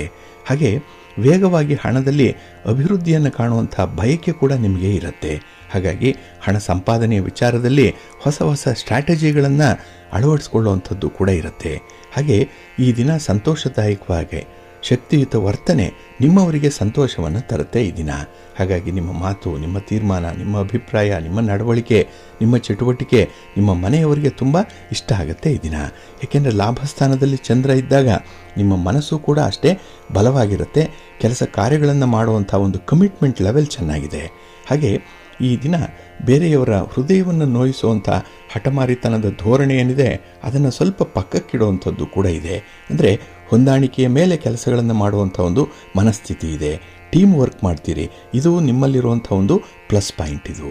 ಹಾಗೆ ದಿನನಿತ್ಯ ಬಳಕೆಯ ವಸ್ತುಗಳ ವ್ಯಾಪಾರ ಮಾಡುವಂಥವ್ರಿಗೆ ವ್ಯಾಪಾರ ಚೆನ್ನಾಗಾಗುತ್ತೆ. ನಿರೀಕ್ಷಿತ ರೀತಿಯಲ್ಲಿ ಲಾಭಗಳು ಉಂಟಾಗುವಂಥ ಸಾಧ್ಯತೆಗಳು ಕೂಡ ಹೆಚ್ಚಾಗಿರುತ್ತೆ. ಹಾಗೆ ಈ ದಿನದಲ್ಲಿ ಯಾವುದೇ ವಿಚಾರದಲ್ಲೂ ಅನುಮಾನ ಪಡಬೇಡಿ. ಯಾವ ವ್ಯಕ್ತಿಯ ಬಗ್ಗೆ ಕೂಡ ಅನುಮಾನ ಬೇಡ. ಅವರನ್ನು ಪೂರ್ಣವಾಗಿ ನಂಬಿ ಕೆಲಸಗಳನ್ನು ಮುಂದುವರಿಸಿ ಒಳ್ಳೆಯದಾಗುತ್ತೆ. ಹಾಗೆ ಈ ದಿನ ನಿಮ್ಮ ತಂದೆ ತಾಯಿಯಂದ್ರಿದ್ದರೆ ಅವರ ವಿಚಾರದಲ್ಲಿ, ಅವರ ಆರೋಗ್ಯದ ವಿಚಾರದಲ್ಲಿ ಸ್ವಲ್ಪ ಕಳಕಳಿ ಇರಬೇಕು, ಸ್ವಲ್ಪ ಓಡಾಟ ಇರುತ್ತೆ. ಆದರೂ ಕೂಡ ಬೇಸರ ಪಡದೆ ಕೆಲಸಗಳನ್ನು ಮಾಡ್ತೀರಿ, ಸಂತೋಷದಿಂದ ಇರ್ತೀರಿ. ಲಾಭದ ದಿನ ಇದು. ಅದಕ್ಕಾಗಿ ನಿಮ್ಮ ಮನೆ ದೇವರನ್ನು ಸ್ಮರಣೆ ಮಾಡ್ತಾ ಇರಿ. ಹಾಗೆ ಭಕ್ತಿಯಿಂದ ಶ್ರೀ ಲಕ್ಷ್ಮೀ ನರಸಿಂಹ ಸ್ತೋತ್ರವನ್ನು ಹೇಳ್ಕೊಳ್ಳಿ. ನರಸಿಂಹ ಸ್ವಾಮಿಯ ದರ್ಶನ ಮಾಡಿ ಒಳ್ಳೆಯದಾಗುತ್ತೆ. ನಿಮ್ಮ ಅದೃಷ್ಟದ ಬಣ್ಣ ಕೆಂಪು, ಅದೃಷ್ಟದ ದಿಕ್ಕು ಉತ್ತರ ದಿಕ್ಕು, ಅದೃಷ್ಟ ಸಂಖ್ಯೆ 1. ಮೀನರಾಶಿ. ಮೀನರಾಶಿಯವರಿಗೆ ಈ ದಿನ ಸಂತೋಷದ ದಿನ. ಅದರಲ್ಲೂ ಕುಟುಂಬಸ್ಥರ ಸಹಕಾರ ನಿಮ್ಮ ಆತ್ಮವಿಶ್ವಾಸವನ್ನು ಹೆಚ್ಚಿಸುತ್ತೆ. ಹಾಗಾಗಿ ಈ ಬೆಂಬಲದೊಂದಿಗೆ ಕೆಲಸ ಮಾಡುವಂಥ ಒಂದು ವಿಚಾರವೇ ಬೇರೆ, ಬೆಂಬಲ ಇಲ್ಲದೆ ಏಕಾಂಗಿಯಾಗಿ ಮಾಡುವಂಥ ವಿಚಾರವೇ ಬೇರೆ. ಇದರ ಅರ್ಥ ನಿಮಗೆ ತಿಳಿಯುತ್ತೆ, ಇದರ ವ್ಯತ್ಯಾಸ ನಿಮಗೆ ಗೊತ್ತಾಗುತ್ತೆ. ಹಾಗಾಗಿ 4 ಜನ ಜೊತೆಗಿದ್ದರೆ ಎಂಥ ಕಾರ್ಯಗಳನ್ನು ಮಾಡ್ಬೋದು ಅನ್ನೋಂಥದ್ದಕ್ಕೆ ಈ ದಿನ ಉದಾಹರಣೆಯಾಗಿ ನಿಲ್ಲುತ್ತೆ. ಹಾಗೆ ನಿಮ್ಮ ಅಧೀನದಲ್ಲಿ ಬರುವಂಥ ಪ್ರಮುಖ ಕೆಲಸ ಕಾರ್ಯಗಳನ್ನು ಬಹಳ ವೇಗವಾಗಿ ಪೂರೈಸ್ತೀರಿ. ಅದು ನಿಮಗೆ ಖುಷಿ, ಅದು ನಿಮಗೆ ಇಷ್ಟವಾದಂಥ ಕೆಲಸಗಳು. ಹಾಗೆ ನಿಮ್ಮ ಮೌನ ಸಮ್ಮತಿಯನ್ನು ಸೂಚಿಸುತ್ತೆ ಅನ್ನುವಂಥದ್ದನ್ನು ಯಾರೂ ಅಪಾರ್ಥ ಮಾಡಿಕೊಳ್ಬಾರ್ದು. ಹಾಗಾಗಿ ಎಲ್ಲ ವಿಚಾರದಲ್ಲೂ ಕೂಡ ಮೌನ ವಹಿಸಬೇಡಿ. ಮಾತು ಬಂದಾಗ, ಸಂದರ್ಭ ಬಂದಾಗ ನಿಮ್ಮ ಅಭಿಪ್ರಾಯವನ್ನು ತಿಳಿಸಲಿಕ್ಕೆ ಹಿಂದೆ ಮುಂದೆ ನೋಡಬೇಡಿ ಈ ದಿನದಲ್ಲಿ. ಹಾಗೆ ಈ ದಿನ ನಿಮಗೆ ಬೇಕಾಗಿರುವಂಥ ವಿಚಾರಗಳು, ನಿಮ್ಮ ಬಯಕೆಗಳು, ಇದನ್ನು ಸ್ಪಷ್ಟಪಡಿಸಬೇಕು. ಅಂಥ ಒಂದು ಸನ್ನಿವೇಶದ ಅಗತ್ಯತೆ ಕೂಡ ಇದೆ. ಇಲ್ಲಾಂದರೆ ನಿಮ್ಮನ್ನು ಯಾರೂ ಗಮನಿಸಲ್ಲ, ನಿಮಗೆ ಏನು ಬೇಕು ಅನ್ನುವಂಥದ್ದು ಬೇರೆಯವರಿಗೆ ತಿಳಿಯಲ್ಲ. ಅಂಥ ವಿಚಾರದಲ್ಲಿ ಸ್ವಲ್ಪ ಸೂಕ್ಷ್ಮವಾಗಿರಿ. ಇನ್ನು ಈ ದಿನದಲ್ಲಿ ಒಪ್ಪಿಗೆ ನೀಡುವಂಥ ಸಂದರ್ಭದಲ್ಲಿ ಸ್ವಲ್ಪ ಮುಂದಾಲೋಚನೆ ಇರಲಿ, ದೂರದೃಷ್ಟಿ ಇರಲಿ, ವಿಷನ್ ಇಟ್ಕೊಳ್ಳಿ. ಇವತ್ತಿನ ನಿರ್ಧಾರ ನಾಳೆಗೆ ಯಾವ ಫಲವನ್ನು ತರಬಹುದು ಅನ್ನುವಂಥ ಸಾಧಕ ಬಾಧಕಗಳನ್ನು ಈ ದಿನ ಸ್ವಲ್ಪ ತೂಗಿ ನೋಡಿ ಮುಂದುವರಿಬೇಕಾಗತ್ತೆ. ಇಲ್ಲಾಂತ ಹೇಳಿದ್ರೆ ಎಲ್ಲರೂ ಕೂಡ ನಿಮ್ಮನ್ನೇ ಗುರಿಯಾಗಿಸ್ತಾರೆ, ನೀವೇ ಹೊಣೆಗಾರರಾಗಬೇಕಾಗತ್ತೆ. ತಪ್ಪುಗಳಿಗೆ ನೀವೇ ಜವಾಬ್ದಾರಿಯರಾಗಬೇಕಾಗತ್ತೆ. ಸ್ವಲ್ಪ ಎಚ್ಚರಿಕೆಯಿಂದ ಮುಂದುವರಿರಿ. ಹಾಗೆ ಈ ದಿನ ವೈವಾಹಿಕ ಜೀವನ ಆಗಲಿ, ಪ್ರೀತಿ ಪಾತ್ರರ ವಿಚಾರದಲ್ಲಾಗಲಿ ಸ್ವಲ್ಪ ಆತಂಕ ಇರ್ಬೋದು. ಆದರೆ ಅದನ್ನು ನಿವಾರಣೆ ಮಾಡಿಕೊಳ್ಳಲಿಕ್ಕೂ ಕೂಡ ಅವಕಾಶಗಳಿದೆ. ಅಂತಹ ಅವಕಾಶಗಳನ್ನು ನಿರೀಕ್ಷೆ ಮಾಡಬೇಕು. ಇನ್ನು ವಿಶೇಷವಾಗಿ ಭೂಮಿಯ ವ್ಯವಹಾರದಲ್ಲಿ ನಿಮಗೆ ಲಾಭಗಳು ಉಂಟಾಗುವಂಥದ್ದಿದೆ. ನಿಮ್ಮ ವ್ಯವಹಾರ, ರಿಯಲ್ ಎಸ್ಟೇಟ್ ಬಿಸ್ನೆಸ್ ಇರಲಿ, ಇದು ಚೆನ್ನಾಗಾಗುತ್ತೆ. ಮನಸ್ಸಿಗೆ ಶಾಂತಿ ಸಮಾಧಾನವನ್ನು ತರುತ್ತೆ. ಆದರೆ ಈ ದಿನ ಸ್ವಲ್ಪ ಓಡಾಟ ಇದೆ, ಸ್ವಲ್ಪ ಪ್ರಯಾಣ ಇದೆ. ನಿಮ್ಮ ಆರೋಗ್ಯವನ್ನು ಇದರ ಜೊತೆಗೆ ಹೊಂದಾಣಿಕೆ ಮಾಡ್ಕೊಂಡು ಹೋಗಿ ಒಳ್ಳೆಯದಾಗುತ್ತೆ. ಫಲಿತಾಂಶ ನಿಮ್ಮ ಪರವಾಗಿರುತ್ತೆ. ನಿಮ್ಮ ಇಷ್ಟ ದೇವರನ್ನು ಆರಾಧನೆ ಮಾಡ್ತಾಯಿರಿ, ಗಣಪತಿಯ ದರ್ಶನ ಮಾಡಿ, ಗಣಪತಿಯ ಪೂಜೆ ಮಾಡಿ. ಈ ದಿನ ಒಳ್ಳೆಯದಾಗುತ್ತೆ. ನಿಮ್ಮ ಅದೃಷ್ಟದ ಬಣ್ಣ ಗುಲಾಬಿ, ಅದೃಷ್ಟದ ದಿಕ್ಕು ಪೂರ್ವ ದಿಕ್ಕು, ಅದೃಷ್ಟ ಸಂಖ್ಯೆ 1.